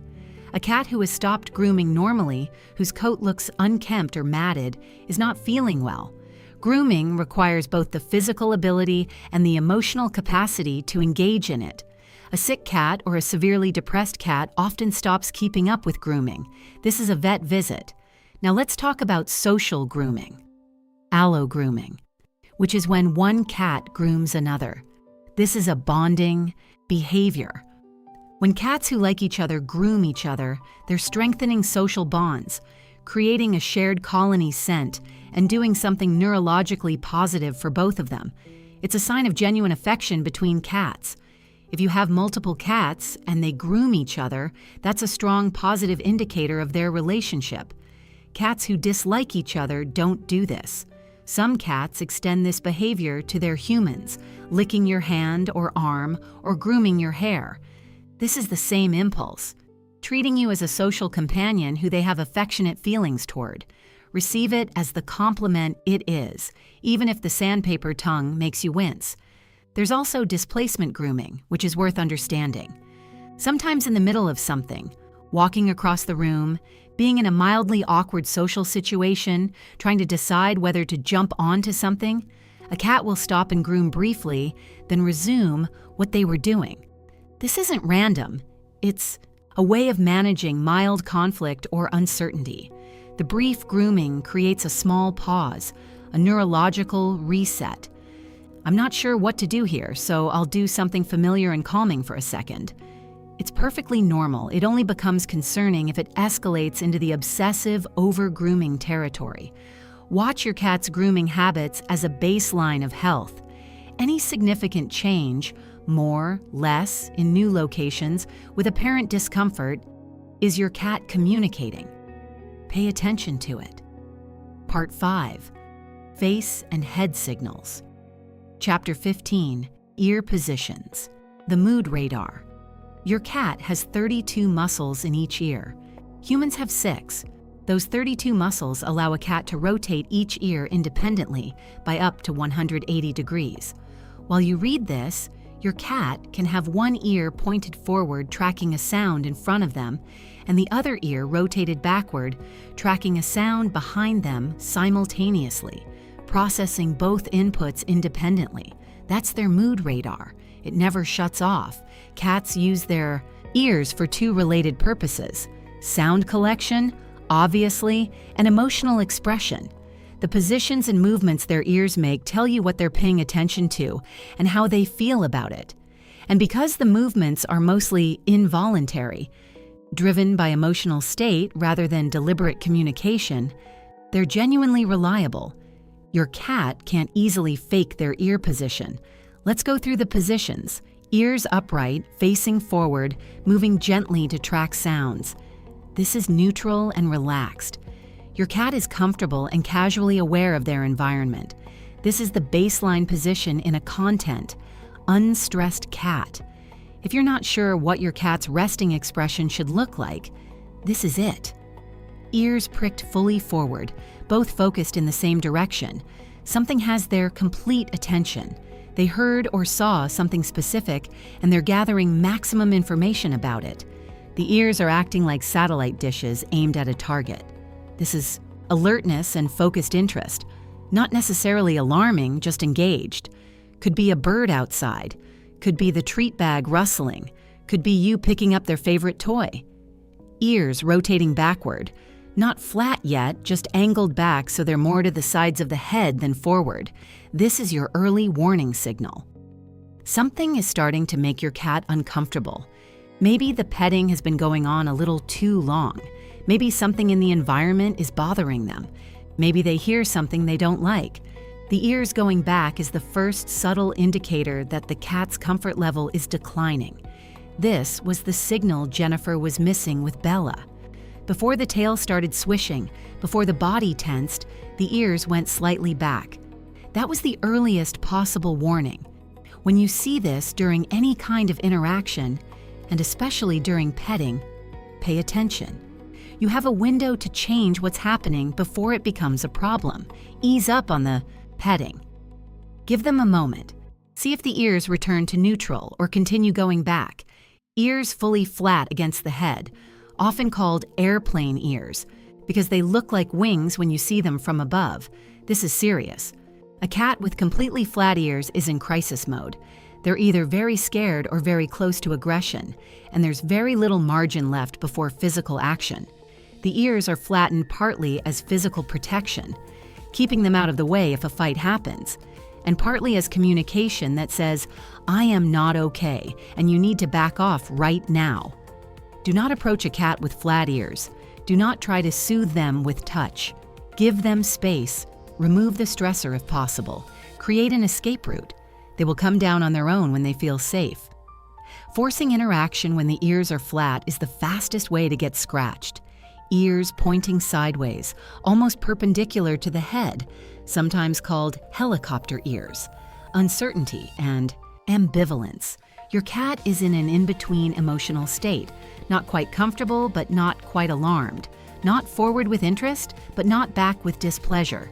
This is often the ear position of a cat who's unsure about something new. A new person, a new object, a strange sound. They're gathering information and haven't decided what they think yet. Give them time and space to assess. Don't force interaction. Asymmetrical ears. One forward, one back. Your cat is processing two different things at once. They're monitoring you or what's in front of them while also tracking something happening elsewhere. This is completely normal and actually shows you how their dual input hearing works in real life. Not concerning unless combined with other signals of stress, ear twitching or flicking, minor irritants, or building sensitivity. A single flick might be responding to a sound or a small annoyance.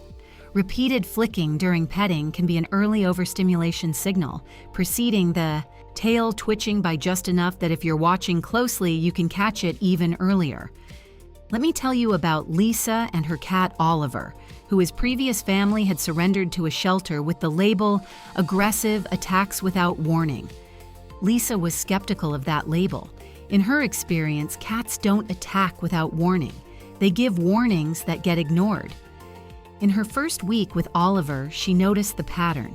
When Oliver's ears rotated back, even slightly. He was approaching his limit for whatever was happening.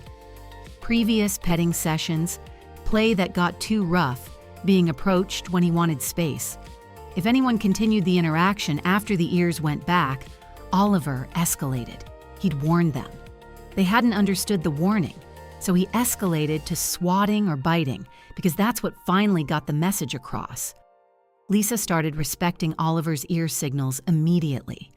The moment his ears moved back during any interaction, she stopped. She gave him space. She let him decide when he was ready for contact again. Oliver's aggression disappeared almost completely within weeks. He wasn't an aggressive cat. He was a cat whose communication had been ignored until he had no options left. She eventually adopted Oliver herself. He became one of the sweetest, most trusting cats she'd ever had, because someone finally learned to speak his language. Your ear reading practice. Several times a day, just notice what your cat's ears are doing. What position are they in right now? What triggered their last movement? Are they tracking a sound or expressing an emotion? When you start interactions, check the ears first. They'll tell you whether this is a good moment. Chapter 16, Eyes and Pupils. The window to emotion. Cats can't lie with their pupils. Pupil size is controlled by the autonomic nervous system, the involuntary system that also runs heart rate and breathing. When a cat is emotionally aroused, the sympathetic nervous system kicks in and dilates the pupils. It happens whether the cat wants it to or not, which means that when you see your cat's pupils suddenly expand, you're seeing a direct readout of their nervous system state. The problem, and this is what trips most people up, is that arousal doesn't specify the type of emotion.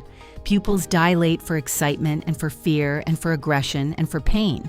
It just means the sympathetic nervous system is activated. So you can't look at dilated pupils alone and know how your cat is feeling. You have to read them in context. But here's why they're still incredibly useful.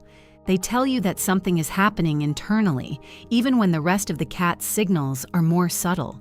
Pupils dilating in normal light before anything else changes is your first alert that the cat's internal state is shifting. It's like an early warning light on the dashboard.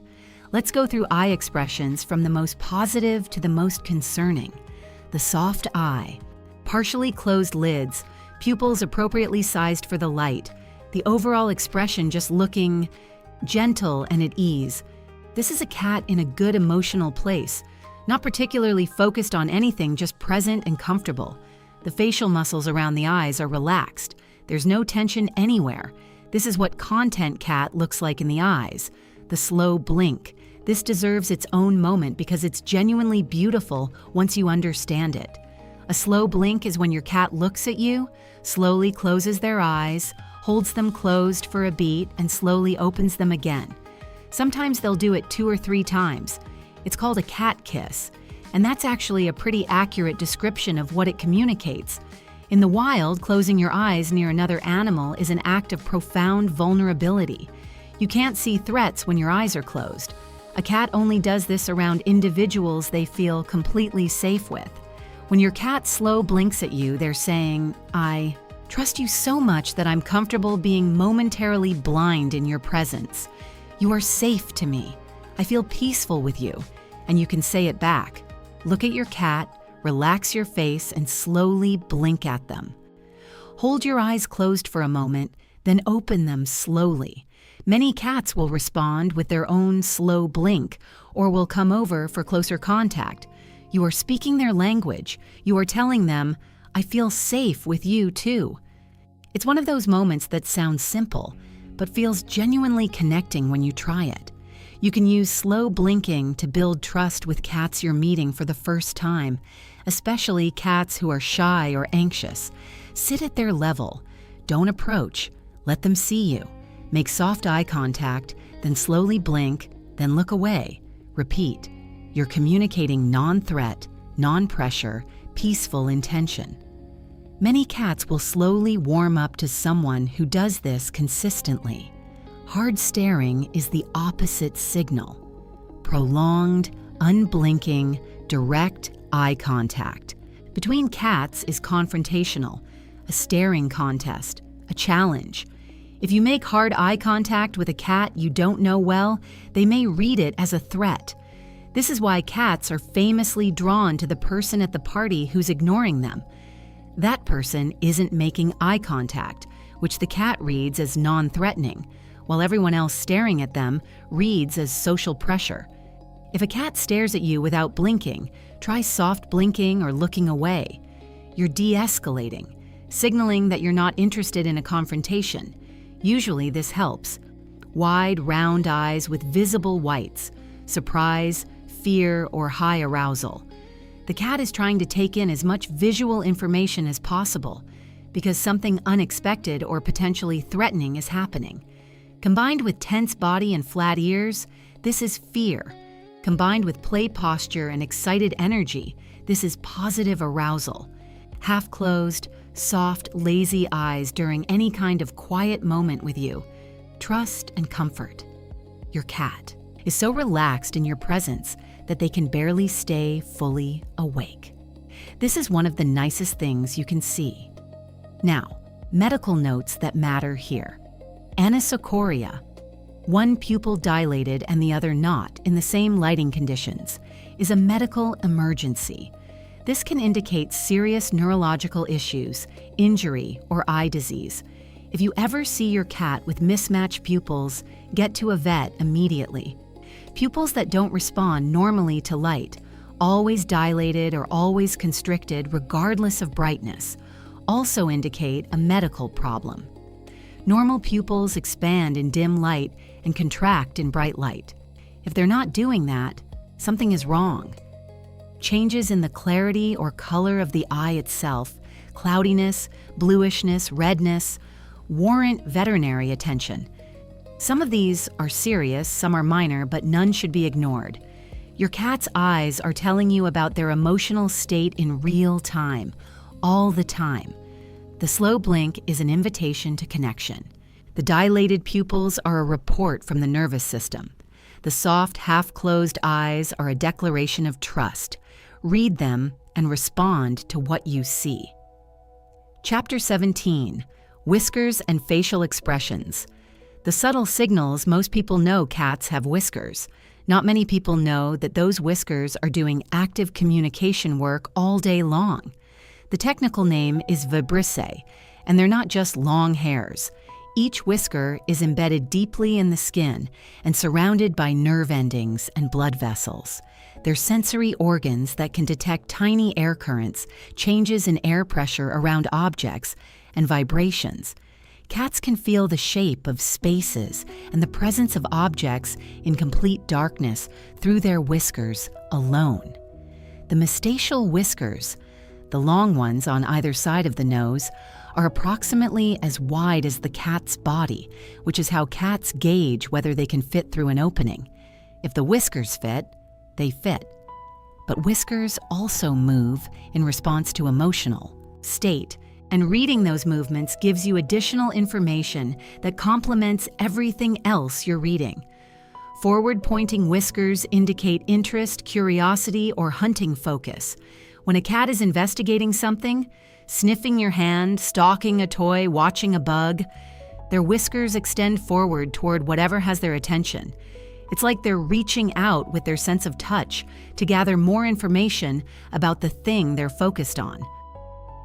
Relaxed whiskers point slightly forward and to the sides, not dramatically extended in either direction. This is your baseline, a calm, comfortable cat with nothing in particular demanding their sensory attention. Whiskers pulled back flat against the face indicate fear or defensive aggression. This is a protective position, pulling them away from a potential fight where they could be damaged. Combined with flat ears, dilated pupils, and tense body, this is a cat who is frightened or preparing to defend themselves. If you see whiskers pulled back, the cat is not in a good place and needs space. The degree of whisker position matters too. Slightly back versus completely flat tells you different things about intensity. The same way, slightly rotated ears versus completely flat ears tells you different things. Now let's talk about overall facial expression, because cats do have them. They're just more subtle than dog or human expressions and easy to miss. A relaxed, happy cat has a soft face. The muscles around the eyes and mouth are unstressed. The overall impression is peaceful. Some people describe a content cat as looking like they're smiling slightly. They're not smiling in the human sense, but the relaxed facial muscles do produce an expression that reads as gentle and positive. An alert, interested cat has a more focused face. Eyes wider, ears forward, whiskers potentially extended, everything oriented toward whatever has their attention. Not alarming, just engaged. Tehua, fearful cat has a tight face. Facial muscles are tense. The eyes might look pulled back slightly into their sockets due to muscle tension. Whiskers pulled back. Ears flat. Sometimes a grimace-like tension around the mouth and cheeks. This is a face under stress, and you can see it if you know what to look for. A cat in pain often has what I'd describe as a squinting expression. Eyes more closed than normal. The whole face looks slightly compressed and uncomfortable. Whiskers might be in an odd position, neither forward nor back, just sort of limp. Ears droopy. If your cat's face suddenly looks different in this way without an obvious environmental reason, consider pain as a possibility. This is worth a vet conversation. Rachel and her cat, Miso. Rachel had lived with Miso for years and knew her face well. One day, she noticed something was off about Miso's expression. Slightly squinty, a little tense, hard to put her finger on exactly. Miso was eating normally and acting mostly normally. Rachel almost dismissed it, but something nagged at her. She took Miso to the vet. The vet found significant dental disease, enough to cause real pain in Miso's mouth. After treatment, Miso's expression changed. The tension Rachel had been reading without quite knowing what it was simply disappeared. Her face went back to that soft, relaxed look Rachel recognized. The lesson: learn your cat's normal face in its details. When something looks subtly different, trust that instinct. Your cat is communicating even when the signals are small. Your practice for this chapter: really look at your cat's face. Not just a glance. Look at the whiskers, the set of the ears, the expression around the eyes, the tension or relaxation in the cheeks and mouth. Take some photos in different moments, playing, resting, eating, right after waking up, and look at them side by side. You'll see differences you never noticed before, and once you see them, you can't unsee them. Part 6, Scent Communication, Chapter 18, Invisible Messages, Pheromones and Scent Marking. While you've been watching your cat's tail and reading their ear positions, your cat has been having entire conversations you can't hear, see, or smell. Your cat's sense of smell is approximately 14 times stronger than yours. They have around 200 million scent receptors. You have about 5 million. While you experience your home primarily through what you see and hear, your cat is living in a world of chemical information. Every surface in your house has been scented by your cat. Every doorway, corner of furniture, scratching post, blanket, marked with one of several types of scent glands your cat carries on their body. This isn't random territory marking, it's communication infrastructure. Cats have scent glands on their cheeks, chin, forehead, along their flanks, on their paw pads, and at the base of their tail. When your cat rubs their face against the corner of your couch, they're depositing pheromones from their facial glands, marking this as familiar, safe space. When they scratch the scratching post, they're leaving both a visual mark and a scent mark from glands in their paws. When they rub their body along your legs, they're depositing scent from their flank glands. The facial pheromones deserve particular attention because they've been studied, and there are actually 5 identified types with different functions. The ones that matter most for your daily life are the ones associated with familiar, safe territory. Cats deposit these on objects they consider part of their comfortable home environment, and the social bonding ones, which they deposit specifically on individuals they consider family or allies. When your cat rubs their face on you, they're not just being affectionate, they're marking you as family, chemically. You carry their scent signature, which to another cat says, "This person belongs to my group." To your cat, you smell right. You smell like home. This explains so many small behaviors. When you've been away and come home, your familiar scent has faded. Your cat will often immediately rub against you, covering you in their scent again, reestablishing that you belong.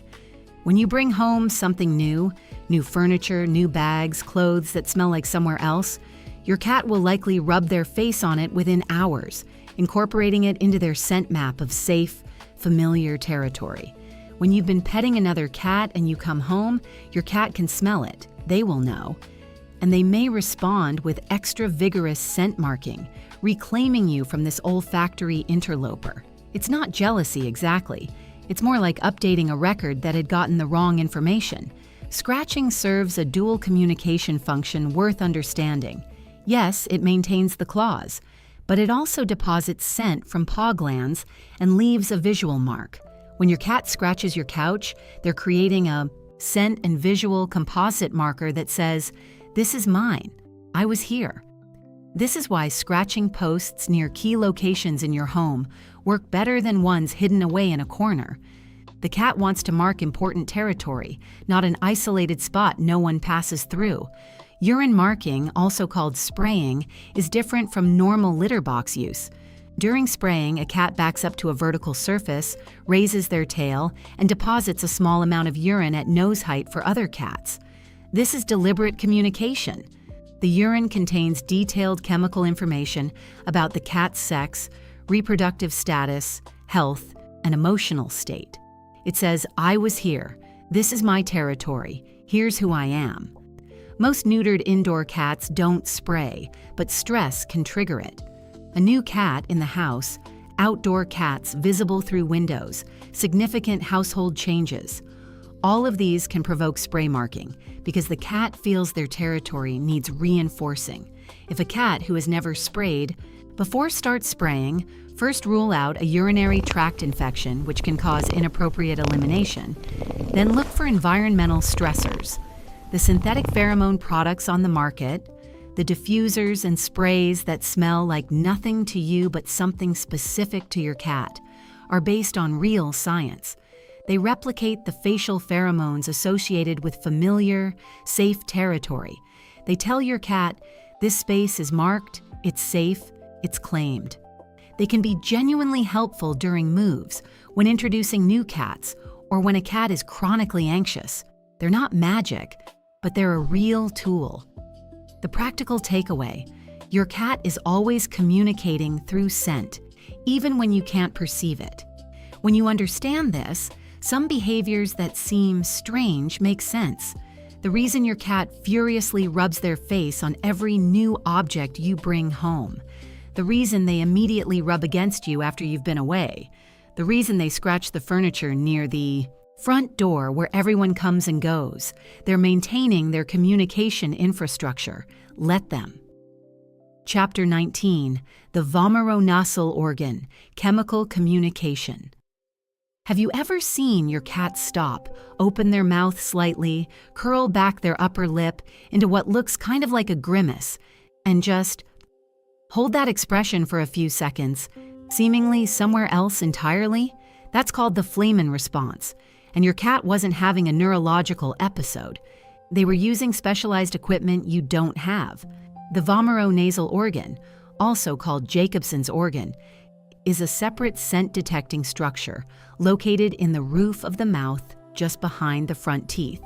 It has its own receptor cells and its own direct pathway to the brain, specifically to the areas involved in processing pheromones and triggering hormonal and behavioral responses. It doesn't process general environmental smells the way the nose does. It processes chemical communication, the social, territorial, and reproductive information encoded in pheromones. When a cat encounters a scent they want to analyze at this deeper level, they perform the Flehmen response to route it to the vomeronasal organ. They open their mouth slightly, curl the upper lip to expose the openings to the organ, and draw air over those receptors. They hold the position for a few seconds while their brain processes the data. Then they shake it off and move on. What information are they getting? If they're analyzing another cat's urine or scent mark, who this cat is, their sex, their reproductive status if they're intact, their approximate health, their emotional state when they left the mark, and roughly how long ago they were there. From a smell. In a few seconds. That's what the vomeronasal organ enables. It's most commonly seen in male cats investigating the scent of females in heat.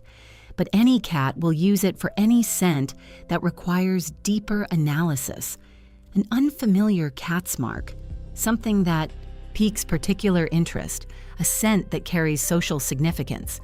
If you see your cat doing the Flehmen response, the appropriate thing to do is nothing. Let them finish their analysis. They'll snap out of it on their own in seconds. They're gathering information, not malfunctioning. Here's why understanding the vomeronasal organ matters practically. It helps explain why cats are so particular about their social introductions. When two cats are being introduced to each other, what's often called scent swapping, letting them smell each other's bedding, towels that have been rubbed on each cat, isn't just a nice idea. It's allowing their vomeronasal organs to gather detailed social information about this new individual before they ever meet face to face. By the time they actually encounter each other visually, they already know a lot about who the other cat is. The introduction is less jarring because it's less foreign. This also explains why cats can seem to just know things about a situation that you didn't tell them and can't understand how they detected. They detected it through a sensory channel you don't have access to. They read a chemical message in the air or on a surface and gathered information that you simply cannot perceive. Living with cats means sharing your home with a being who experiences the world through senses you can't fully access or comprehend. The scent world your cat inhabits is as complex and information-rich as the visual world you inhabit. The messages they're leaving and reading throughout your home are as sophisticated as any sign or note you might leave for a housemate. They're just invisible to you. Respect that your cat knows things you don't. Trust that when they react to something you can't detect, there's a reason. And create environments that support their scent-based communication needs. Stable routines, spaces they can mark and call their own, gradual introductions to new things rather than sudden changes. Part 7. Integration and Practice. Chapter 20. Putting it all together, real scenarios decoded. We've spent hours going through individual signals, tails and ears and eyes, vocalizations and body postures, scent behaviors and facial expressions. You have the vocabulary now. This last chapter is about putting it all into practice, reading real scenarios from start to finish, combining everything, and becoming the person who actually understands their cat in real time. The fundamental principle to carry into everything: No single signal tells the story. Context and combination create meaning. Read the whole cat, not just one part, the greeting. Your cat hasn't seen you all day. You come home. As your key goes in the door, you can almost picture it. Their ears swivel toward the sound before you even get inside. They stand up from wherever they were resting. By the time you walk in, the tail is vertical. As you enter, there's a trill. That short, chirpy rising sound. They approach with the vertical tail, possibly with a little hook at the tip. Eyes bright, pupils slightly expanded with excitement. Body relaxed, but energized. They reach you and immediately rub their cheek against your leg, then slide their body along your calf, their tail wrapping around briefly as they complete the pass. They might look up at you and slow blink. Every part of this is a word in a sentence. Tail up. I'm confident and happy and glad to see you. Trill. Hello, greeting. I'm pleased. The rub. You're mine. You smell like outside, but now you'll smell right again. The slow blink. I love you and feel safe with you. The appropriate response. Put down what you're carrying. Get down closer to their level if you can. Pet them in their preferred spots. Cheeks, head, behind the ears. Talk to them. Slow blink back. Spend a genuine 2 to 3 minutes just being present with the greeting. This ritual matters to them more than you might realize, and 2 minutes of real presence is a worthwhile investment. The play invitation that looks like a trap. Your cat is lying on the floor. Suddenly they roll onto their back, paws up and kind of wiggling, eyes bright, tail swishing with energy, but not in a stressed way. Most cat owners see this and do one of two things. They try to pet the belly and get scratched, or they avoid the cat entirely because they've been scratched before. Read what's actually being said. The roll is quick and energetic, not the slow, deliberate trust display of a deeply relaxed cat. The paws are up, ready to grab. That's a play posture. Eyes bright and excited, not wide and fearful. Tail swishing with energy, but it's the excited, playful kind of sway, not the tense, irritated thrash. This is not, let me show you my vulnerable belly. This is, let's play rough games right now. Your cat wants to mock fight. They want something to grab and bunny kick. The correct response, don't touch the belly. Get a toy, a wand toy, a toy. Mouse.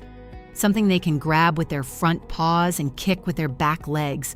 Watch them go to town on it. That's what they were asking for, and now they're getting it. Everyone wins. Nobody bleeds. The overstimulation progression. You're petting your cat. They're purring. This is lovely.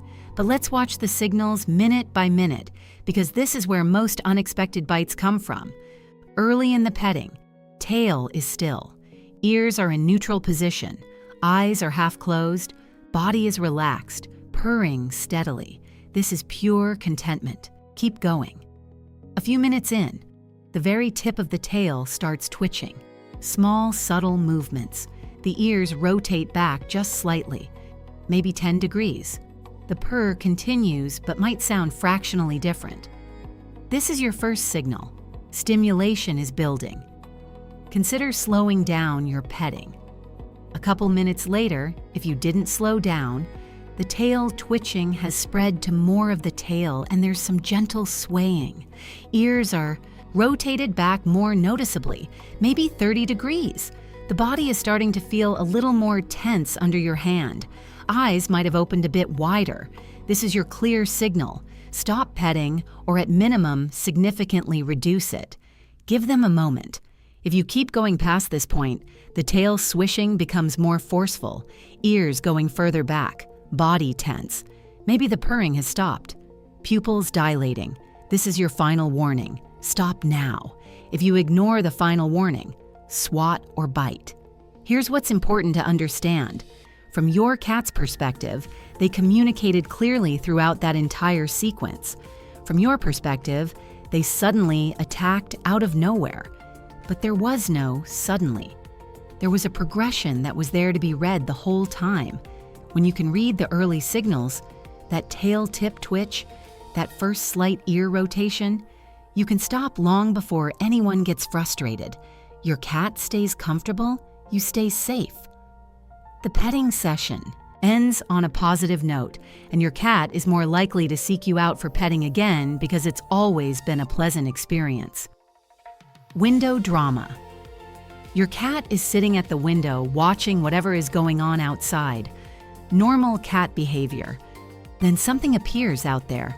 Maybe another cat, maybe a particularly bold squirrel, and your cat transforms.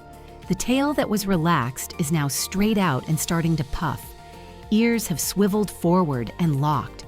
Eyes are wide with fully dilated pupils. Body is rigid, leaning forward. Then the tail starts thrashing. A low growl begins, maybe hissing. This is territorial arousal. Another animal has appeared in what your cat considers their visual territory, and your cat is reacting with the appropriate feline response, demonstrating their willingness to defend it. Here's the problem, that arousal doesn't always stay directed at the other animal. If you approach your cat right now to comfort them with petting, you are potentially in the path of what's called redirected aggression. Your cat is at a high emotional pitch, and your hand touching them can trigger the defensive response that was building toward the other animal. This is how people get badly scratched by cats they thought were just watching a bird. Don't approach, don't touch. Instead, calmly close the blind or move a curtain to block the view. Remove the visual stimulus. Give your cat a few minutes to come down. If you want to redirect their attention, toss a toy across the floor from a distance. Give them something to chase that isn't the threat and isn't you. After they've calmed down, tail relaxed, ears back to neutral, pupils normal. You can engage normally. The arousal dissipates, usually within 5 to 10 minutes once the stimulus is gone. Multi-cat tension. 2 cats, same room. Something feels off. One cat, let's call them Cat A, is sitting elevated on the back of the couch. Their body is tense, not relaxed. Tail is low and swishing slowly. Ears are slightly back. They're staring at Cat B. Cat B is on the floor, maybe 10 feet away. Their body is lowered, not quite crouching, but definitely not at full standing height. Tail is tucked close to their body. Ears are flat. They keep making brief eye contact with Cat A, then looking away. Whiskers are pulled back. Cat A is saying, "I'm not comfortable with you being here right now. This is my spot and I'm watching you." Cat B is saying, "I know you're upset. I'm not trying to challenge you. I just want to leave, but I feel blocked." If nothing changes, Cat A will likely escalate. More forceful tail, possible hissing, maybe jumping down to chase Cat B away. Cat B will flee or, if cornered, fight back defensively. Your job, interrupt before that happens. Create a neutral distraction. Shake the treat bag in another room. Roll a toy across the floor between them. Make a neutral sound. Give Cat B an escape route that doesn't require passing close to Cat A. Don't yell at either cat. Don't physically separate them unless a fight is already happening. You're just breaking the locked attention and creating movement options. Long term, these cats have a territorial or social tension that needs addressing. More resources in separate locations, food stations, water bowls, litter boxes, reduces competition. Separate resting spaces reduce the pressure of constantly being in each other's sightlines. Sometimes a pheromone diffuser helps. Sometimes a formal reintroduction process is needed. If the tension is constant and nothing you try helps, a cat behaviorist can identify what's driving it. When your cat isn't feeling well. This one is important. Learn it. Your cat is lying down, but something is off. They're not stretched out in their usual relaxed way, and they're not in a tidy loaf either. They're hunched, body tense even in rest, head lowered or tucked, ears droopy. Not the flat against head of aggression, just not the upright ears of health and alertness. The expression around their eyes is slightly squinty, slightly compressed. Their coat looks a little rough, like they haven't been keeping up with grooming. And when you came home, they didn't come to greet you. This is your cat telling you they're not okay. The hunched posture says discomfort or pain. The droopy ears say they don't have the energy for alertness. The squinty eyes say something hurts. The rough coat says they haven't been able to tend to themselves. The broken routine of not greeting you says they're dealing with something significant enough to override their usual behavior. Cats are extraordinary hiders of illness. They evolved from animals where showing weakness meant becoming prey, and that instinct to hide vulnerability runs deep. By the time you're seeing these signs, the problem has often been developing for longer than you'd guess. Don't wait. Vet visit. Same day if you can manage it. You're not overreacting. Your cat is communicating. This is also why knowing your cat's normal baseline is so valuable. You can only recognize something is off when you have a clear sense of what normal looks like. If you know your cat always greets you at the door, always keeps their coat neat, always holds their head at a certain angle, you'll notice when those things change. That noticing can be the thing that catches a health problem early. The trap. That's actually affection. Your cat is on your lap. You've been sitting quietly for a while. You look down at them and they're looking back at you. Slowly, they blink. Their tail, which has been still, makes a small, gentle movement. They shift their weight just slightly so they're resting against you a little more fully, and one front paw reaches out and just rests lightly on your arm. No claws. Just a soft, gentle touch.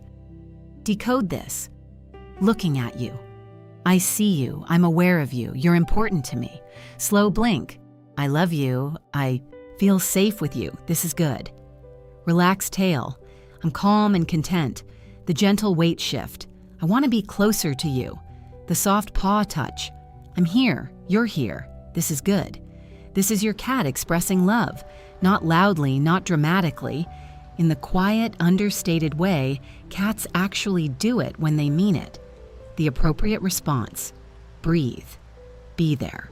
Maybe return the slow blink. Maybe rest your hand gently near theirs. Stay in the moment. Your cat chose this spot, chose you, chose to be here. That's the whole message. This is what the relationship looks like from the inside, once you can read it. Your practice plan. Here's how to actually build the skill over the next few months. The first 2 weeks are observation. Don't try to change anything yet. Just watch. Several times a day, pause for 30 seconds and observe your cat fully. Full body scan, tail, ears, eyes, body posture, face, context. What is my cat communicating right now? Just practice asking the question, even if you're not always sure of the answer. Weeks 3 and 4 are response. Start adjusting your behavior based on what you're reading. When the tail tip starts twitching during petting, slow down. When you see the greeting package, vertical tail, bright eyes, trill, respond fully and warmly. When you see flat ears and tense body, give space. You're in conversation now, reading and responding. After month 1, you start to anticipate. You'll notice you can predict what's coming based on signal progression. That tail is starting to sway. They're going to ask for space in about 30 seconds. Those forward ears and dilated pupils mean a pounce is coming. They've been at the window watching that bird for 10 minutes. They'll want to play soon. Anticipation lets you stay ahead of problems and maximize positive moments. And then, fluency. It happens gradually and then suddenly.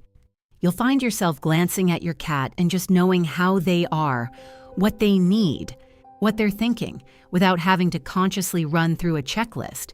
It becomes as automatic as reading human body language. Your cat communicates. You understand. You respond. They feel understood. The relationship deepens. About individual variation. Everything we've covered is typical for most cats. Your cat may have their own versions. Some cats are more expressive, some more subtle.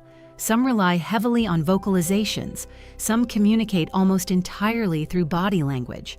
Some are physically demonstrative. Some keep more distance, but are still deeply bonded. Learn your specific cat's communication style, not cats in general. The general framework gives you the foundation. Your individual cat gives you the specific language. About when to get help. If you're seeing communication signals that indicate chronic stress or fear, flat ears most of the time, constant hiding, aggressive responses to normal interaction, signs of physical discomfort, please don't just try.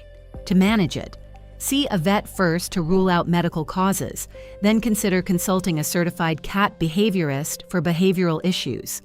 Your cat deserves to feel well and safe, and sometimes that requires professional support. And finally, a special note about senior cats and cats with disabilities. As cats age, their communication can change. A cat dealing with arthritis may hold their body differently. A cat with declining vision may be startled more easily. A cat with cognitive changes may be confused and need more reassurance. If you're caring for a senior cat or one with special needs, everything in this masterclass still applies, and then some. For additional support specifically for that situation, I've created a resource called Emergency First Aid for Senior and Disabled Indoor Cats, which covers the unique challenges of caring for cats who need a little extra support. You can find it linked in the description below. Here's what I want you to take away. Your cat has been talking to you since the day they came home. Every tail position and ear movement and slow blink. Every trill, every belly roll, every time they sat in loaf position next to you while you worked. Every time they reached out one paw and rested it on your arm. All of it was communication. None of it was random. The only thing that changed today is that now you can hear it. You're not projecting human emotions onto your cat when you read their signals. You're recognizing that they're an emotional, communicative being with their own language, and you're learning to understand it on its own terms. That's respect. That's care. That's what your cat has been hoping you'd do. Your cat has been talking to you all along. Now, finally, you know how to listen. Go find your cat. Look at them with fresh eyes. Read what they're telling you, and have a conversation in the language you both finally share.